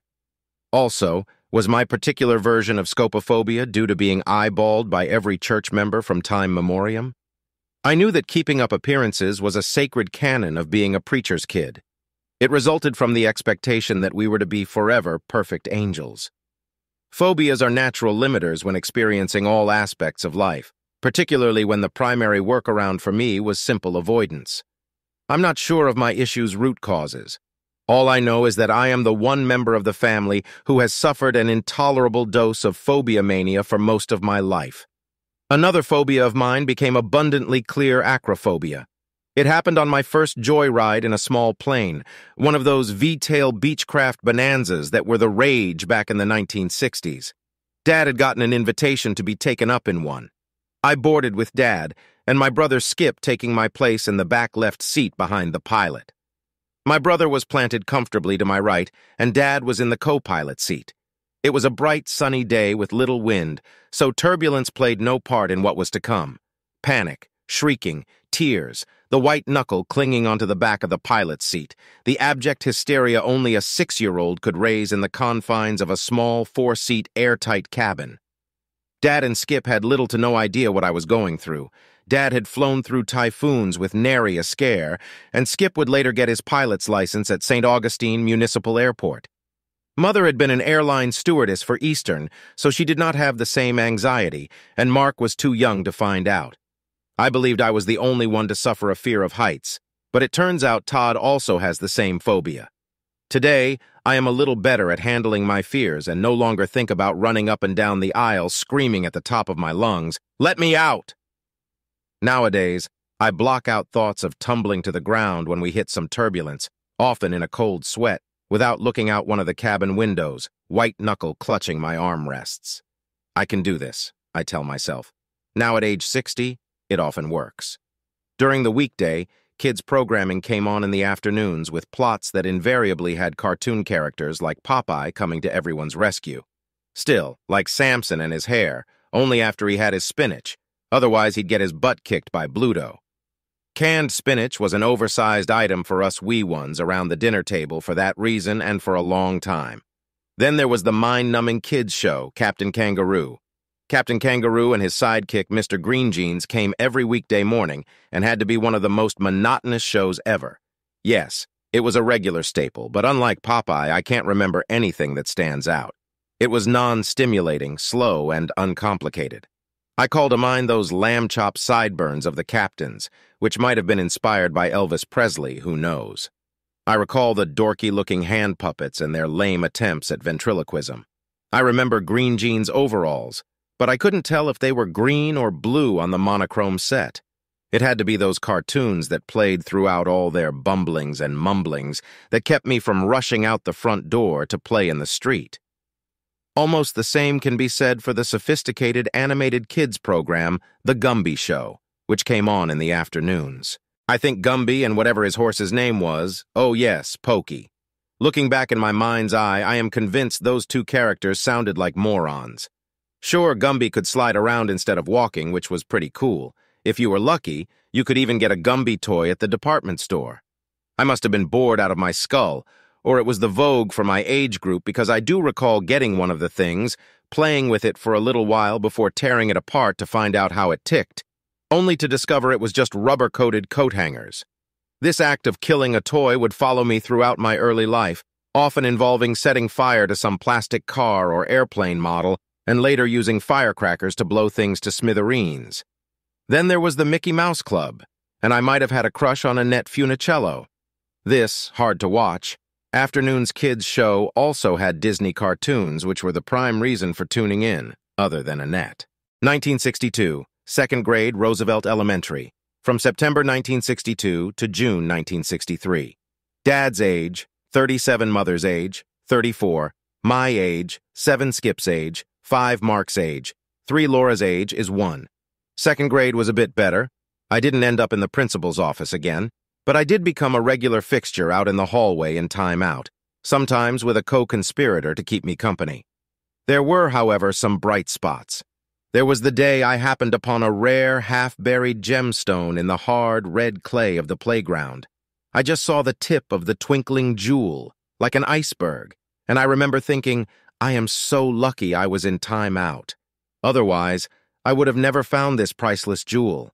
I would come across a whole barrel of rare gemstones when we visited Cherokee, North Carolina several years later, talking about being a little dumbstruck.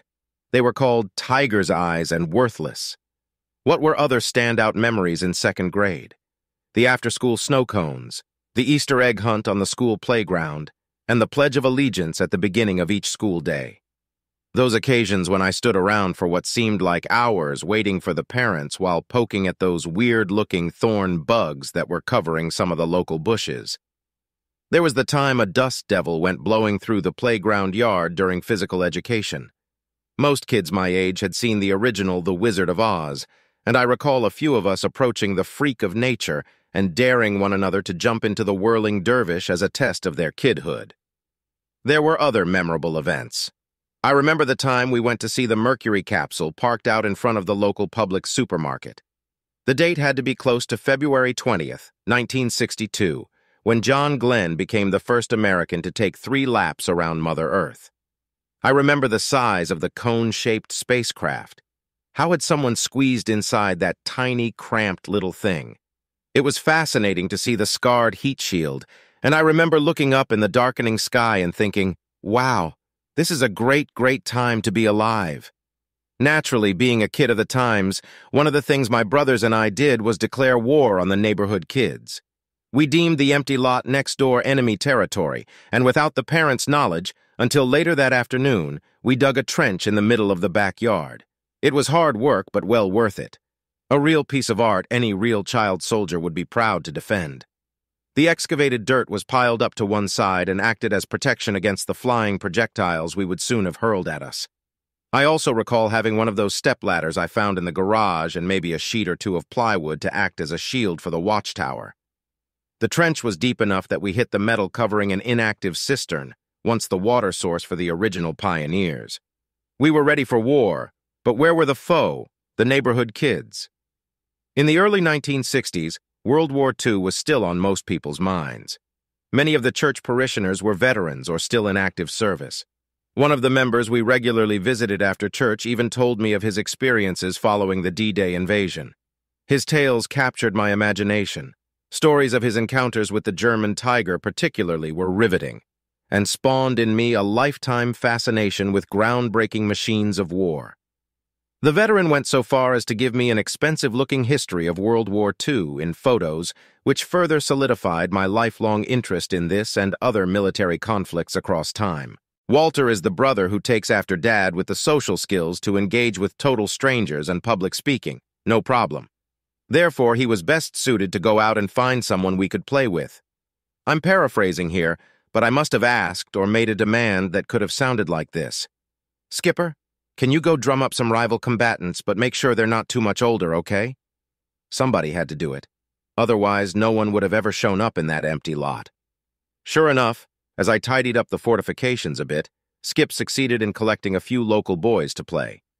I seem to remember it was to be a gentleman's war with discussions going back and forth about what qualified as things everyone could hurl. No pitchforks, no rocks, which was perfectly fine because Florida doesn't have any stones, no spears, no baseball bats, no blowguns with darts. But compacted dirt balls from the dig site would be fine, that and any sticks the enemy could find in the empty lot. The 2 or so boys appeared to be older, maybe third graders, but I had the backyard fence to keep them from overrunning the position. Everything seemed perfect, but Skipper turned traitor and took the opponent's side. The hell with him, I'll beat him up later. Things began to heat up with caked dirt and sticks flying here and there, but then Mom showed up. Just wait till your dad gets home.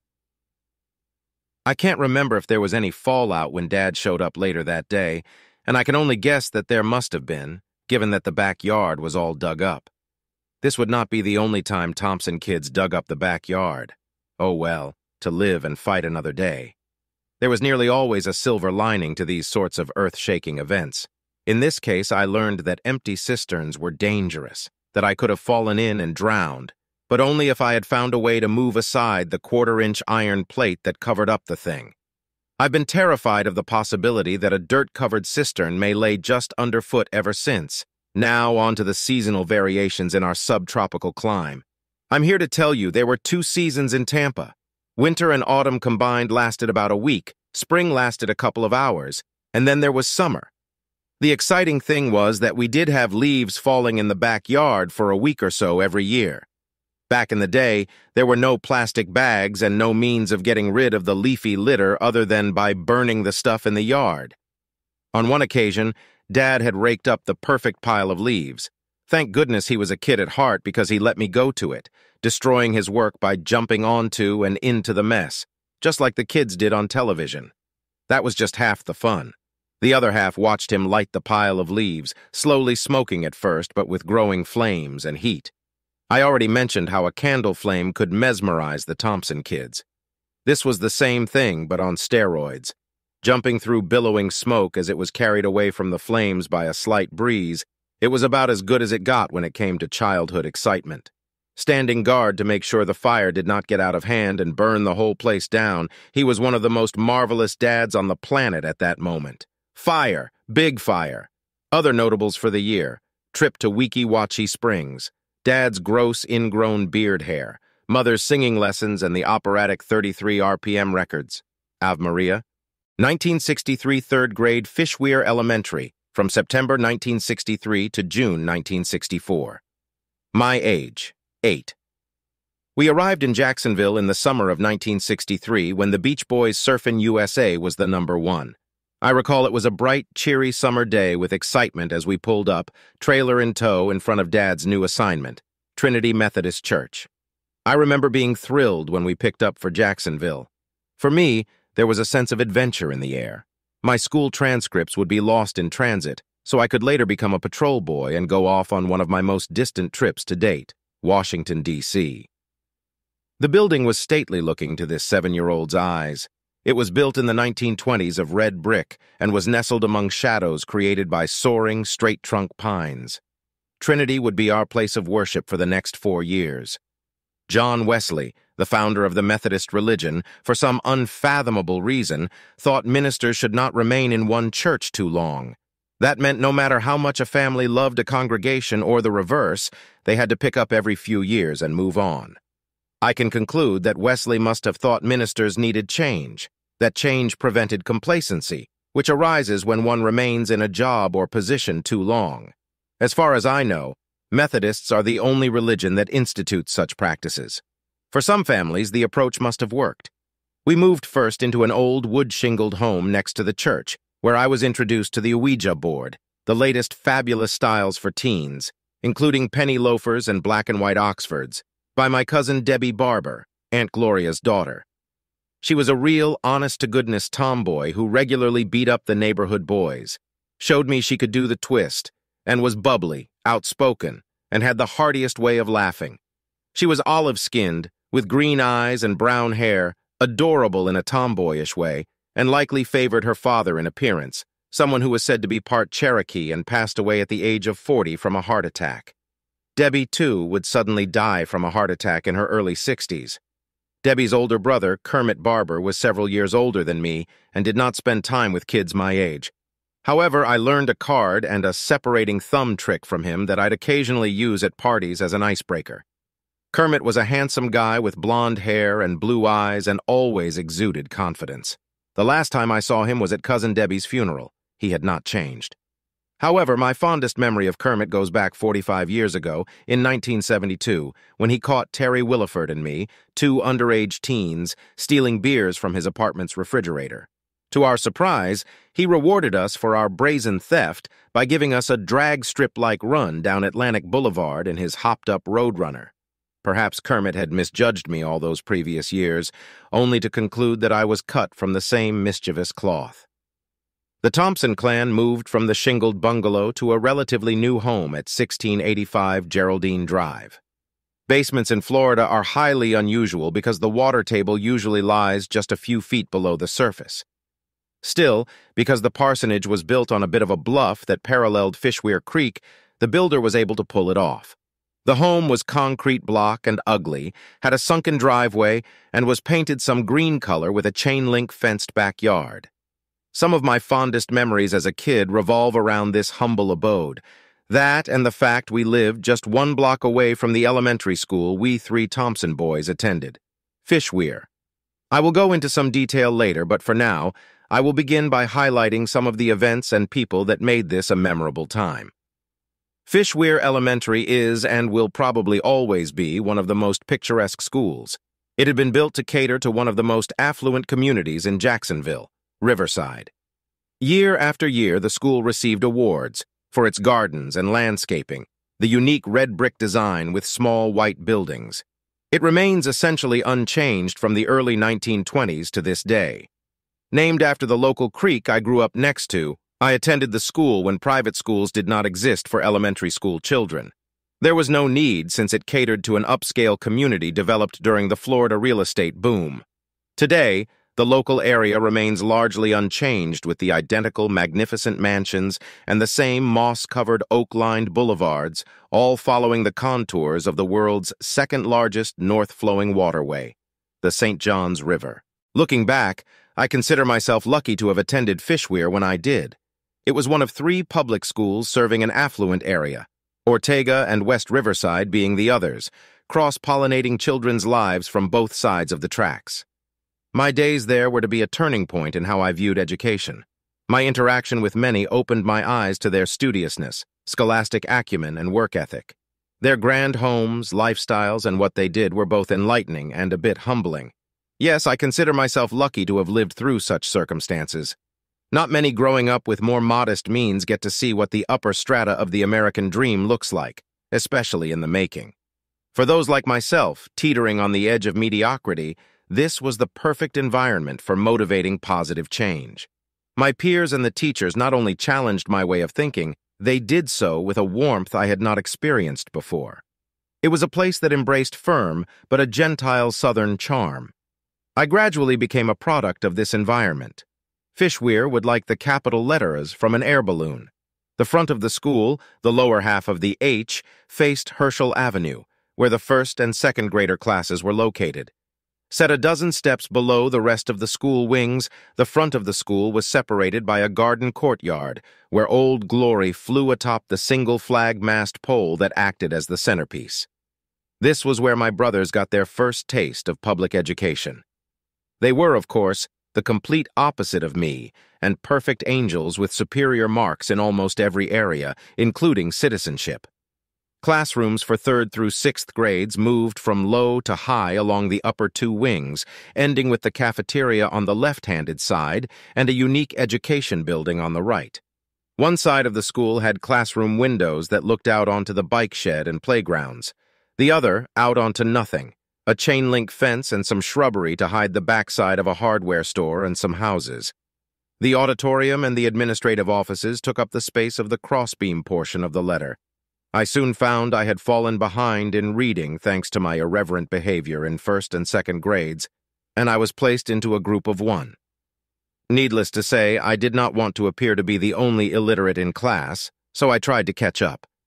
Probably with Mother's help, I became an average reader by the time I moved on to fourth grade. But before that day arrived, a few other memorable events took place. I recall third grade as a lackluster year save for the 1963 introduction of the icy, and the Coca-Cola version was my favorite. Sure, the summer had been a lot of fun with new exciting things to do and see, but I was the same little rebel who went off to school one early September morning.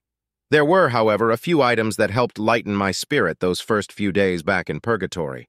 I remember a new Chicago Bears lunchbox, the new school supplies that always seemed to get more sophisticated the higher the grade, and usually a new wardrobe. It was a grand old time to be alive when air raid sirens went off daily and often signaled to the third grade teacher that it was time to practice the duck and cover routine. It probably could have also been called bend over and kiss your ass goodbye practice, for all the good it would have done if a real atomic bomb had gone off in the vicinity. You can still find some of those black and white public safety commercials out on the internet. The same infomercials we watched in class showing us how to scurry up under our desks that rarely would cover the entire body. It was a great exciting time to be alive. It was a Friday, November 22nd, 1963, around 1:30 that afternoon, when the third grade teacher came into class sobbing. President John F. Kennedy had just been assassinated. I recall the day as if it were just a few weeks ago. We were let out of class early, and I can remember walking home on what had turned out to be a rainy, dismal day that mirrored the tragedy of the event. I remember my mood was somber. I had never seen an adult cry before, and the monochrome television coverage only exacerbated the morose nature of this day. The Kennedy $50 would commemorate the loss of this president the following year. It became a collector item for coin collectors, especially when silver was taken out of newly minted U.S. coins. Third grade also taught me how to swim at the YMCA on Riverside Avenue. We all swam in the nude. Beginners were called tadpoles, and this being the Young Men's Christian Association. Don't ask me why. Even now, it doesn't make any sense to me. Were the founders Greeks or something? Swimming lessons at the Y were pretty straightforward. You got naked. You took what was inevitably a cold shower to clean off before you scampered off to jump into the relatively warm water of the pool every Saturday morning. Lessons consisted of going through the motions of swimming in stages while either holding on to the side or standing in the shallow end. You graduated from the tadpoles when you could dive and touch the outlet cover at the deep end of the Olympic-sized pool. The goal of every serious tadpole was to become a trout or flying fish. I can't remember which. The next giant leap was to become a porpoise, followed by a swordfish, and finally, the pièce de résistance, a shark. By the way, sharks were allowed to wear swim trunks, and they even qualified to become lifeguards if that was their teen dream. I became a trout, meaning I could swim the length of the pool freestyle and use the breaststroke. Being a trout meant I could tread water for the required minute and swim underwater, holding my breath from one side of the pool to the other. What else was happening on those Saturdays? Oh yes, there were those 25-cent fudgesicles I continually got from a vending machine and that wacky television program, Stingray, with those now silly-looking marionette puppets which was always playing in the lobby as I waited for one of the parents to show after swim class. Then there were those polio shots everyone was getting at the local school. You can still see the round scar from the welt the inoculation caused for anyone in my generation. Third grade was the first time we officially participated in Halloween by going trick-or-treating around the neighborhood with our parents. Skip was dressed up as a mouse squirrel or some such thing in an all-brown with a long tail and paws costume. Other notable events included great-grandmother Mattie Sellon passed away on January 21st, 1964. Neighbor Ronnie Humber, his parents Ramblers, forever going to six-gun territory, watching the Roadrunner show, and the Jetsons with his father. Killing ants after school takes the place of toy soldiers, the Chinaberry tree necklace, the first hummingbird sighting, discovering what red bugs were, and how fingernail polish could be used to kill them. Saturday RC bottle cap matinees at the Florida Theater, the Three Stooges, brothers who were always winners when it came to those ticket stub lotteries. Church softball league, the man hobbling with cramps. Dipper Dan's typically after Sunday night services for my favorite pistachio. My first real Halloween, a variety of Christmas trees. The term Xmas is a family no-no. My favorite food group is Babe Ruth candy bars from the A&P grocery store just down the street. Watching the Flintstones meant we were at Grandmother Abercrombie's, and the sickly reek of the Glidden chemical plant was ever present and, for me, wrongly associated with the pecan trees in her backyard. Riding in the back of a custom-built caboose car, something with a Shriner on Trout River Boulevard. Overnight tubing fun at Parishioners Lake House. The super dull Sunday afternoons at Papa Churchwell's with little to do save for admiring his Lincoln Continental. Attending Papa Churchwell's church services, usually in the Lakeland area, as part of the services he performed for the Methodist Florida Conference. 1964 fourth grade Fishweir Elementary, from September 1964 to June 1965. My age is 9. The school year began as usual in early September, but 1964 was a banner year for entertaining kids' shows with exciting new television programming. Johnny Quest premiered on the 18th, followed by The Man from U.N.C.L.E. on the 22nd. However, most kids looked forward to the twin programs that arrived just in time for Halloween, The Munsters and The Addams Family. Halloween was and remains one of my favorite holidays, only one rung below Christmas. In comparison, Thanksgiving, Easter, Valentine's Day, and St. Patrick's Day all paled.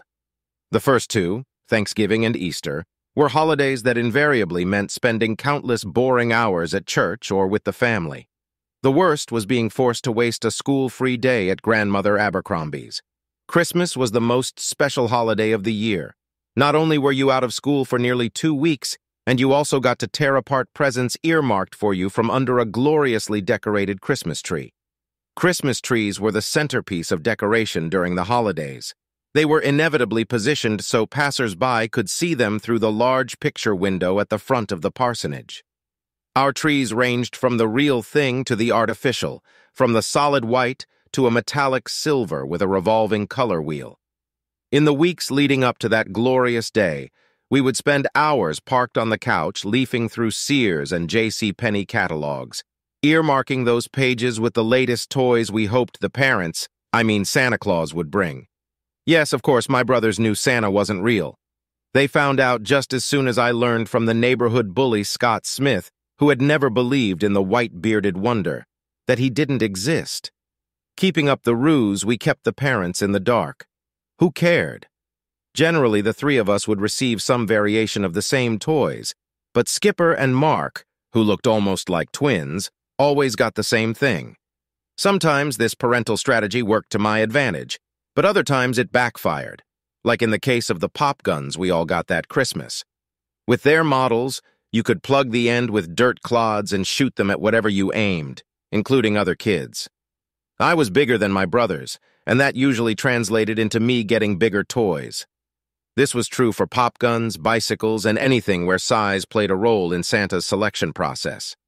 Schwinn Stingray bikes were the rage of the times, and English racers with those thin tires, curved under handlebars, and seats ridiculously small and hard, especially compared to our banana seats. Of course, there were less expensive knockoffs of the Schwinn bikes. We probably got that for Christmas, a Montgomery Ward or Sears knockoff. Who cared? They looked just like the Stingray, the only civilized transportation any normal kid would be riding, with the small front wheel and the long handlebars as you'd see on Hell's Angels choppers. The seat was long and padded for comfort, and often sported a backrest to aid in the popping of wheelies, just like on the big guys. Anyhow, the three of us had been good enough for each of us to get one on Christmas Day. Choppers and Hell's Angels were popular among some segments of American society at the time. I remember eagerly waiting to watch feature films like The Guns of Navarone, The Sand Pebbles, or Disney's 1001 Dalmatians with my brothers, when suddenly the big screen previewed an upcoming Hell's Angels movie. As a kid, I found it confusing and chaotic, with dirt flying everywhere as black, leather-clad, long-haired men with women holding on tight, riding around each other, hooting and hollering while trying to club one another with chains or tire irons. And now for our feature movie, Pinocchio. Back to my pedaled version of a chopper. My longest and scariest bike ride occurred several days later on a bright, crisp winter day. It was mid-afternoon, and I remembered being bored. I needed a little adventure. Heck, I had new wheels, and they needed to be exercised. I started riding. I came up upon the drive-in burger joint at the end of Geraldine Drive and paused, thinking, this isn't far enough. I must go farther. I began pedaling down St. John's Avenue and came upon Boone Park. No, this isn't far enough either. My little chopper wanted to take me further. Would the thing get me lost? No, I wouldn't get lost because I kept a studious track of where the bicycle was taking me. Past the Avondale shops, past Edgewood Avenue, wait. The sun was no longer overhead. Where did it go? How long had I been gone? I had no idea nor a way of knowing. I didn't have a watch. No kids I knew wore watches, and watches would not come along for another 4 or 5 years. Should I go on? I asked myself. Yes, you should go on, replied a little voice from inside my head, adding, this will be a bike ride for the ages, a monumental event. But wait, aren't the parents going to be angry? I asked myself, and they could be already out in the car looking for me? No, replied the little voice. Remember, Dad's car probably won't start. That's right, I exclaimed to myself. It is a piece of poo-poo that never starts over unless he has help push starting it. With suicide doors too, I might add, replied the little voice. But I don't want a spanking, I responded. The little voice answered, we won't get a spanking, I promise. Do you promise? Absolutely, I promise. You don't have your fingers crossed, do you? No, I promise. We're going to be as good as gold. Listening to someone's little inner voice can be helpful at times, and it can even help save your ass occasionally. Like when it warned me I had no business surfing at Sebastian Inlet at a place called Monster Hole. It was the summer of 1970, and the surf spot's name was Monster Hole for reasons that need some explanation. The break was a sandbar reef that only broke when the waves got huge and over 1/3 of a mile out to sea.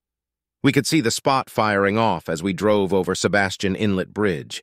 The scene looked like something out of Surfer magazine, a bright sunny day, not a cloud in the sky, perfect lines of waves breaking in a tiny spot to the southeast of the inlet's southern jetty. I could even make out the little black specks that were the local surfers dwarfed by the walls of rising and crashing waves. The ocean floor's contour increases, and the waves form long lines when the surf is big. 10 minutes later, from the parking lot, Terry Williford, Skipper, and Donnie Thomas stood outside my dad's new orange VW squareback wagon. We watched as the sets of distant waves rolled in one after another. A Florida Surf Museum magazine article said about Monster Hole and what Terry and I would soon be paddling into. Most Florida surf spots are standard beach breaks distinguishable from one another by the swell, tide, and wind fluctuations. Some distinguish themselves from others due to subtle variations in bottom topography. Fewer have achieved a mythical status that often doesn't hold up once the hype is separated from reality. Monster Hole is where reality and hype come together. Surfing Monster Hole is not easy. The sandbar forms 1/3 of a mile offshore, and since there are seldom other surfers out, it is hard to gauge the size or shape of the wave. The paddle out takes 15 to 20 minutes, and the peak is not distinguishable until you are nearly out to the break. The length of the paddle gives you ample time to reflect on the fact that you are paddling through a current that constantly funnels chow into the mouths of unseen predators lurking just beneath the murky water. Once you make it to the lineup, you may find that the takeoff zone is shifting everywhere. Everything in the article turned out to be true. Terry and I had never surfed a location breaking more than 50 yards offshore, and indeed never a figure 10 times that distance. So it took gravitas and having another crazy friend committed to going out to get me to jump in. I remember there was a slight offshore breeze, and the ocean's surface was glassy, inviting, and made for easy paddling out past the shore break in the warm waters. Skip and Donnie remained behind after wishing us a fond farewell. Both probably told one another that that was the last they expected to see of their two companions, paddling out into what could only be described later as bone-crushing ground swells. Terry and I paddled out next to one another, reminding each other of past surfing exploits. I needed to keep from caving into my inner voice, now beginning to make itself heard. Frank, oh Frankie, what the hell are you doing? Do you have any idea what you're paddling out into? Sure I do, I mentally replied. Those waves look perfect. Look there, they aren't even closing out. Yes, but you're still only halfway out. What do you think they're going to look like up close? Boom! What was that? Those are the waves breaking, you bonehead, answered my inner voice. Not a second later, boom! Another loud, booming sound. Paddling with my head just above the water, the incoming sets begin to crash hard upon the reef. Gulp! Those things are enormous. We planned to detour around the outer right part of the reef and approach the break from the side. This way we could avoid getting caught in a set after working our way through the washing machine of whitewater. Is it my imagination? Or are those waves growing bigger? I ask myself. Yes, they're getting bigger. You need to turn around, and now.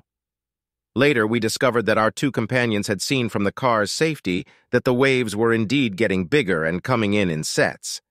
Take a look at how your partner is holding up. Turning, I see a strained look of growing panic on Terry's face. The crashing sound of the waves becomes more deafening as we come up upon the rightmost side of the reef. The waves are breaking now, just a few yards from where we catch our breath. Terry! No response. The thundering of breaking waves drowned out the call to my friend and fellow fool. Hey, Terry! I shout out. What? He replied with a pale yet sun-tanned face. What's the plan? I shout. The hell if I know, he yells back as we both observe with sheer terror the power of those colossal behemoths breaking just before us. It's time to turn around.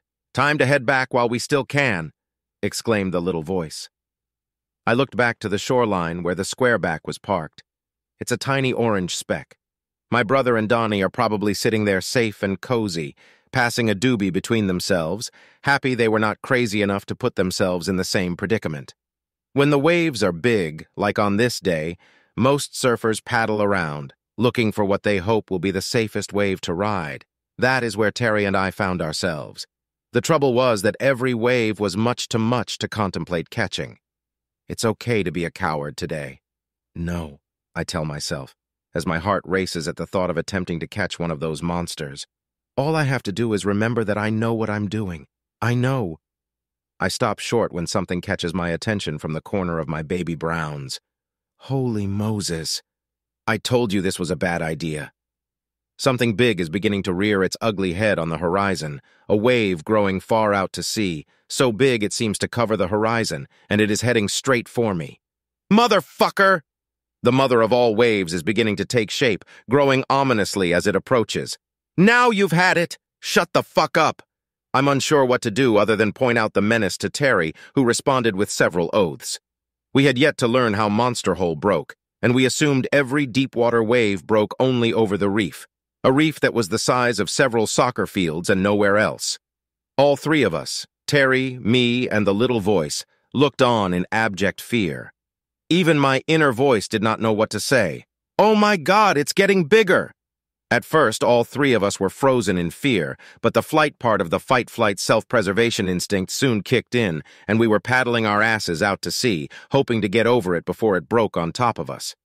Our best bet was to get to the right shoulder, the goofy footer's side of the wave, before the thing came and did a pile driver on any unfortunate surfers in its path. We weren't the only ones paddling for their lives. Everyone we could see was making for the safety of deep water. What's this? I can't believe my eyes. He's trying to catch it. The idiot is trying to catch it. Some local maniac is trying to catch the moving mountain, heading to the part of the wave approaching its highest point. Strangely, the peak of the wave seems to shift to the left as it comes up upon the shallows opposite the direction I'm paddling. The surfer strokes 1, 2, or 3 times and is suddenly up. I don't have time to watch the suicide ride, and I'm too busy paddling my ass off, trying to get over the same wave before it breaks on me. Up and over, I am about to breathe a sigh of relief when renewed panic overtakes me. This wave is part of a set. Yikes! The first wave comes crashing down behind me. Boom!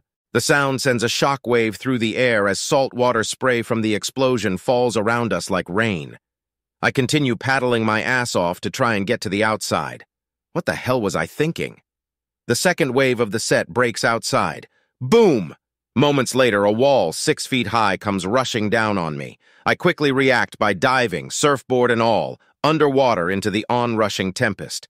The technique only partially works, and I lose my board in the whitewash. I'm wearing a bungee cord, and it is tied off to my skeg and my ankle. I pray it holds. If I lost my surfboard, I would not have the strength to swim back to shore. I was pushed back almost 10 yards into what was now becoming the break zone. I've got to get the hell out of here. The surf spot is turning into a death trap. The waves are continuing to build and are beginning to break on both sides of the reef. I can't paddle out to sea. The rip current from the inlet would probably carry me out into the Gulf Stream, where I would disappear forever. I don't dare paddle along the shoreline. It, too, is beginning to break with big waves. I had never seen anything like this, even on those days when the paths of hurricanes had occasionally created big waves in North Florida.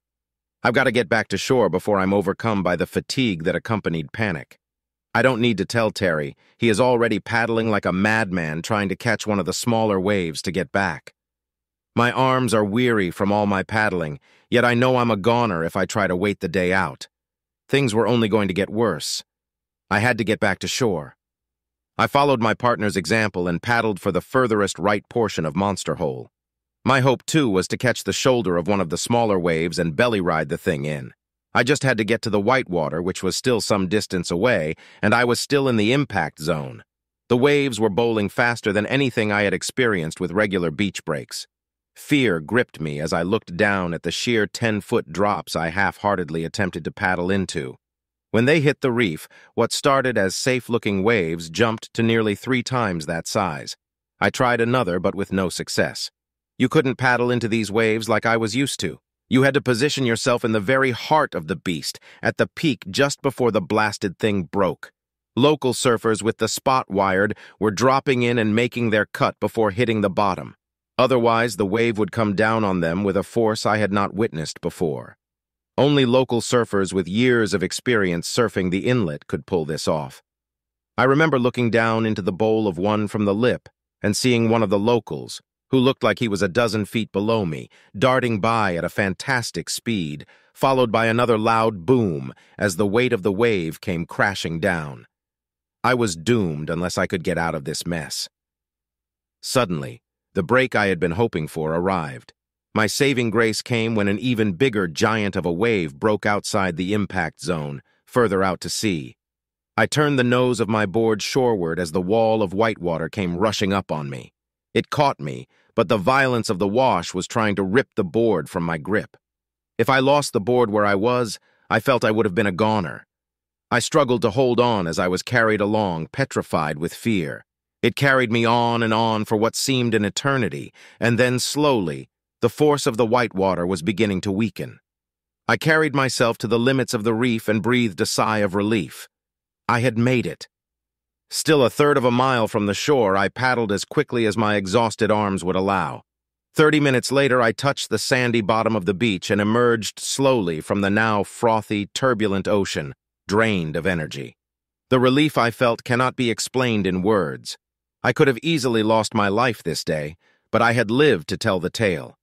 I now realize I had come very close to the edge and that someone up above had been watching over me that terrifying, memorable day. This was one of several surf trips I would take to the area. I never saw a Monster Hole as big and threatening as I witnessed that day. I now have a smidgen of pride at having gone out that day at Monster Hole when the reef was hitting on all pistons, a day like no other I have ever seen since. Next time, listen to your little voice. It probably knows what it speaks. Now let's hop back to that breakaway bike ride of mine some 10 years earlier. "We must go on," said the little voice in my head. I replied to the little voice, "Okay, then we must go on." "Good, that is good. Just do me a favor." "What?" "Start thinking of some good lie we can tell Mom and Dad when we return, okay?" "Most definitely," my inner voice promised. And so we went, the bike, me, the little voice, off into the unknown like our ancestors had before us. I, too, was following in their footsteps, and the travel bug was in my genes. Yes, this little bike trip was a bit terrifying, but that made it all the more exciting. On and on we went, the little voice and I, into uncharted territory. We came upon another park. It looked similar to Boone Park, but different, and this park had a baseball field and a basketball court. Say, I didn't know there were other parks around. Hey, wait, I recognize that building. That's the library with the cool basement and the one Mother took me to get me interested in reading. The games teachers and adults played to get kids to read something during the summer months were little contests and tally sheets for the number of books you read in June through August. These official-looking wall hangers were returned to the teacher on the first of the new school session. I remember only playing the game one summer. My favorite books were on bees and dinosaurs. Dinosaurs captivated my imagination, including the armored three-horned Triceratops, the odd-looking Stegosaurus with its spiked tail, and the club-tailed Ankylosaurus. I rode up to the front of the building and paused, taking in all the unfamiliar sights. It was winter, and the days were shorter. The sun hung low in the sky, suggesting it was later than I thought. I felt like Christopher Columbus must have felt strong feelings for a 9-year-old when he discovered the West Indies. How would I tell anyone about this little adventure, of how far I had gone off the reservation? The parents were the only ones worth telling, but I could not in fear of some slight against my person. There was a chill in the air, and I needed to start returning. It grew colder as the sun slid behind the canopy of pines and oak trees. It was getting late, and the shadows were growing longer. I needed something easier to remember than the name of the library. Cherry Street. The name of the intersection is Cherry and Park Streets. That is something I can remember. George Washington cut down a cherry tree, didn't he? Yes, of course he did. Washington had cut down a cherry tree, and Cherry was also the street name. I can remember that. A sudden chilling breeze awoke me from my heady contemplations. It was time to get headed back. There was no argument from the little voice, and now was the time to head home and hopefully slide in unseen. I turned the chopper around at the corner of Park and Cherry Streets, feeling a strong sense of pride and accomplishment. I then began wheeling my way home, retracing my every route, hoping upon hope that I wasn't in big trouble. I pedaled a lot faster and headed back. Saving time was vital. Down Park Street, I went past Edgewood Avenue up until I reached the tennis courts at Boone Park. I took a left and pedaled fast through the growing darkness of tall, straight pines. I came up upon Herschel Avenue, looked both ways, and walked my little bike across just as I was supposed to. I pedaled madly through the park's second section up to St. John's Avenue. I could have taken a right on Herschel and saved myself quite a bit of time, but I did not know that at the moment. Faster and faster, I pedaled along the sidewalk, feeling increasingly relieved as I neared the drive-in diner. I carefully walked my bicycle across the busy four-way intersection, waiting for the traffic lights to turn red. I was almost home. Only 2 blocks left, only 1 block. There it is, my ugly greenhouse. Oh no, Dad's car is missing. I was sweating as I came screeching to a sliding stop outside the parsonage. I was scared. Where was Dad, and how had he gotten his car started? Was he out looking for me? Gulp. Where's that little inner voice of mine? It said it would help me come up with a reasonable explanation for my absence. There was no response. I pulled one of the 2 garage doors open, and Mom's baby blue something-or-other auto was parked where it usually sat when she was not shopping for groceries. I pried the kickstand with my foot and leaned it against the wall beside the other bikes. I had already decided to go upstairs through the lower level, and it was easier to sneak in that way. The basement was a bit warmer than outside, but not by much. Rarely did we use the basement, so it was usually dark, cold, and empty. The garage door opened up into a dimly lit room, and what remained of the sunlight came streaming in through a pair of windows along the back wall. They marked the demarcation line between being above and below ground level. I took the hallway to the left, where we hung the yellow, rubberized raincoats and galoshes. I took a left and saw the closed doorway of my future basement bedroom in the dim light. The stairway led to the left to a closed door that kept heat from escaping into the cold, dark rooms below. Creeping as silently as I could up the stairs, I winced each time one of the wood steps creaked under my weight. A wonderful feeling of warmth greeted me as I emerged from the cellar. "Hi, Mom. How did you like your new bike?" Hey, she's not angry. She doesn't even know I was gone all that long. Wow, it is the greatest. I can't believe I've gotten away with it. What's more, she looks like she's in a good mood. I am beaming and thrilled to have ridden as far as I have and made it back unscathed. I have got to tell someone. Mom, you won't believe where I've been. Where, Biff? To Cherry Street. The summer of 1965 was eventful for several reasons. The summer day camp at Fishweir was where I first heard about YMCA camp in Keystone Heights. I would spend an entire summer after ninth grade there as a junior counselor under a high school senior everyone called Doc, because that was what he aspired to become. Other notable events included the week we went up with the Fletchers to the Methodist Church camp in North Carolina. Then there was the day Ronnie Humber and I discovered stolen rifles under a tree stump inside a bamboo stay at the local playground. The stolen rifles led to a police reward, a baseball, and a fielder's mitt. Seeing one of those amphicars or amphibious cars. The lemonade stand, selling Christmas cards door to door. The eye of Hurricane Dora, September 10th, 1964. The power outages, hiding in the basement, playing among downed trees and the flooded creek. Ronnie's older brother, the gar hunter, selling cattails, stung by hornets. Memorable things. Petunia Clark's Downtown was released in November 1964 and played on the radio as we drove about downtown Jacksonville during the Christmas holidays. White, 1964. Chrysler 300K towing a trailer to Smoky Mountains and seeing bears. Stone Mountain and tubing. The Screaming Girls at the Beatles' Help movie, released July 29, 1965 at Florida Theater. 20,000 Leagues Under the Sea at Edgewood Theater and the Weeki Wachee Springs Clock. The teen hit Hang On Sloopy by the McCoys was released in July 1965. Favorite teen colognes include Brute, English Leather, and British Sterling. Learned to fish from Sisters Creek Bridge at 4 in the morning. 1965, 5th grade. From September 1965, June 1966. My age is 10. My big break came in 5th grade with a teacher whose name I will never forget, Mrs. Martha Clyett. I now know that most teachers who take an excessive amount of time ensuring their students learn how to spell and pronounce their names correctly are usually the ones who possibly want to be remembered, to be later cherished for the impact they will make, and maybe not by all, but for many young lives. They are the best, and they are the philosopher teachers. Mrs. Clyett was my first. Teachers like Mrs. Clyett are unique people whose energies and love are devoted to helping shape the clay of children's lives, molding them into people whose futures will be brighter as a result. These rare people are not simply going through the motions, not just looking to put in their time until retirement, looking for opportunities for self-promotion. They are looking to make a lasting impact on the lives of youthful innocence and society as a whole. They are people who recognize the diamonds in the rough. I believe I was one of those inconspicuous appearing gemstones. She would become the principal the following year and saw something in me, beginning with one homework assignment on outlines. I know now why this assignment fell within the wheelhouse of a rational, analytical person like myself. Secondly, I became good friends with Nick Ainsworth, the only other analytical I had run into up until then.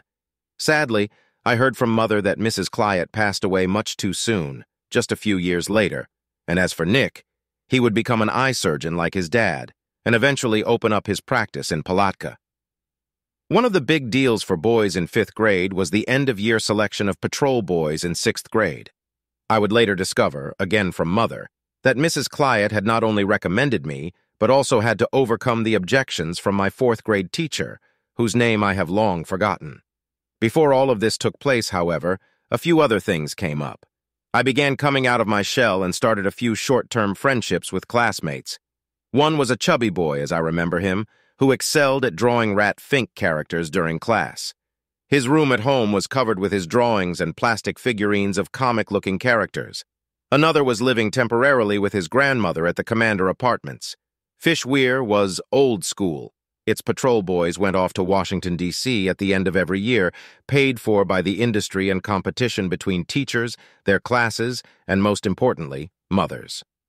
My brothers were not as fortunate, later attending an elementary school, Love Grove, that did not participate in the same tradition.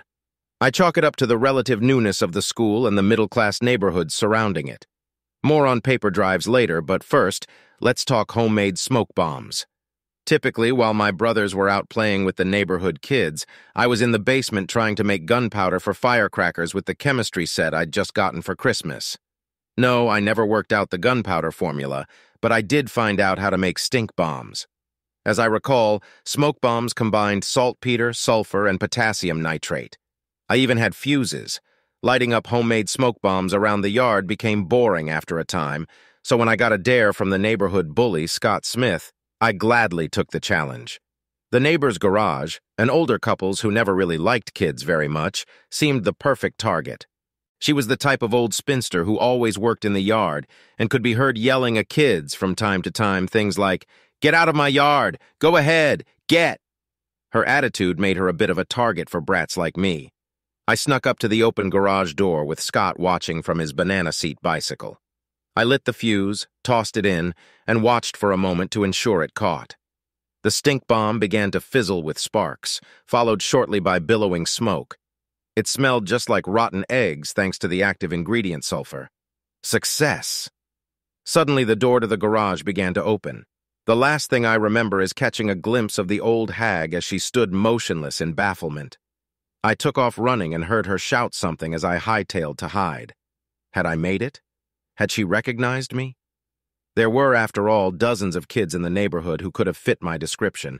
Indeed, she couldn't pick me out of a lineup, even if I lived right next door. It turns out she got a little help uncovering who the culprit was. Scott ended up turning me in, probably to save his skin. Nick Ainsworth was my first true friend, one of the few INTP types I would come across in school, a person who I felt a kinship with because we shared similar traits when it came to personality. INTPs account for less than 1% of the world population and are rare individuals. Others often view us as aloof and unemotional with an unusual, wry sense of humor. When INTPs come across types like themselves, they tend to bond with one another. We may come from different backgrounds, but we tend to think a lot alike. Nick would first enter my life stage in 4th grade, where he and I would typically be the last boys standing in the weekly spelling bee challenge. Mrs. Cleette might have recognized our compatibility in 5th grade, seating Nick just ahead of me soon after classes began. I remember him being easy to talk with, unlike other kids, especially girls, and cut off the same cloth when it came to humor. There were many firsts and many lasting to-dos that resulted from our friendship. I picked up my first tennis racket for a tennis lesson at Boone Park. This was back when etiquette required everyone to wear white. White shorts, white socks, white-collared shirt. Boring. The tennis balls, too, were all white and therefore dull, too. Everyone made do with wooden tennis rackets, which would warp just about anywhere unless you used one of those wooden brackets with tightening wingnuts. This was the era when England, its colonies, and a few outsiders dominated the sport. There were stars like Margaret Court and Rod Laver winning most of the tournaments, all wearing white and with their wooden rackets, appearing to be playing a game similar to badminton. Wood rackets have very little power, and they are also horrendous for creating spin, both top and underspin, so the game was just one step above badminton, also very dull. I suspect now that I had not made a good impression, and I was never invited again. In all likelihood, I had been playing baseball for some time out at the Naval Air Station, and I might have used the same sort of swing I used to swat baseballs out of the batter's box. This would not have been a good idea. Tennis is a game where ball control is all important, whereas with baseball, you're trying to knock the leather off the thing. This one episode, however, instilled in me a desire to later pick up a racket. This would occur a decade later during a period considered by most to have been the heyday of professional tennis. I would attend my first symphony with Nick. We tried to weather the boredom by seating ourselves in the balcony. We later gave up trying and went out to the lobby. Standing, looking out through the large pane windows, we each tried to outguess the other on the make and models of cars as they came into view. "That's a Plymouth Barracuda," observed Nick. "Here comes a Dodge Dart," I respond. "That's a Ford Mustang," adds Nick. We might have dined atop the Universal Marion building at the Embers restaurant earlier that same night. This revolving restaurant was like so many that began to appear soon after the Space Needle came on the scene at the 1962 Seattle World's Fair. My friendship with Nick introduced me to a lifestyle only a few 10-year-olds get to experience. We would remain friends up to the time I moved to Southside. 5th grade represented the high watermark for this friendship. I cannot help but think that Dad's status as a minister may have influenced Nick's family's willingness to introduce me to such local treasures. The day at the Ponte Vedra Country Club, the deep-sea fishing trip, and the numerous sleepovers. The exchange for silver coins with local vendors occupied our time on a few Saturdays. I witnessed the first manatee up close in Nick's backyard, and the unseen monster that got away, rod and reel and all, on a private dock down at the end of Nick's street. Outside my friendship with Nick, other things kept me busy. We now had a ping-pong table in the basement. Outside my dad, I remember at least one other neighborhood kid who knew how to play. I was active in Little League Baseball at NAS Jacksonville on weeknights and weekends. There were the occasional golf outings with Dad at Hyde Park, tossing the football with Dad and my brothers out in the street, and the early attempts at bowling. Other notable events included punching school bully, Scott Smith, Johnny Schmidt, his co-conspirator, cursive writing, the recirculating fan, day pants ripped, high flyer kite contest in March, the school Halloween carnival and song wipeout, drawing Ratfink characters. A red diary with a key lock arrived as a Christmas present. Hit songs for the year included A Groovy Kind of Love, Lightnin' Striking by Lou Christie in December 1965, and A Taste of Honey by Herb Alpert and Tijuana Brass. New kid shows, including Batman, first aired on January 12, 1966. The Blue Max, starring George Peppard, was released June 21, 1966, and watched with Nick at the Cedar Hills Theater, my last get-together with Nick Ainsworth. 1966, 6th grade, from September 1966 to June 1967. My age, 11.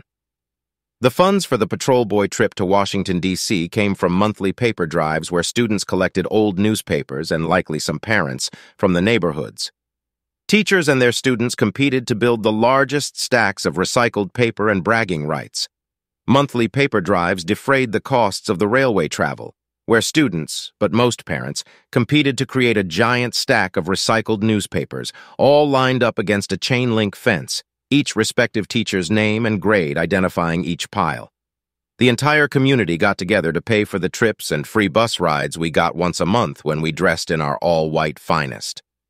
The movie Endless Summer was released in 1966 and would become the crown jewel of surfing documentaries, and was instrumental in kicking off a nationwide craze for the water sport for my generation.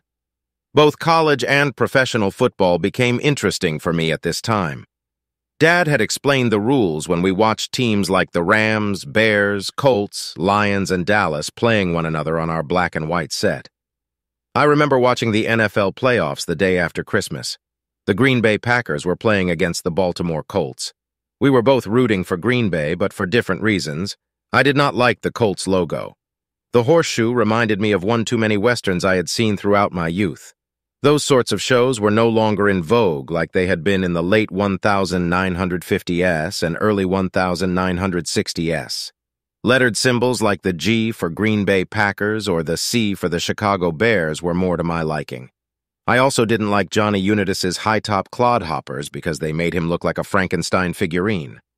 Unitas seemed too old-fashioned, and besides, Vince Lombardi was a legend, having won the 2 prior national championships. This year would turn out to be his 3rd. The other game I remember listening to was the Florida-Auburn game, particularly the final few minutes.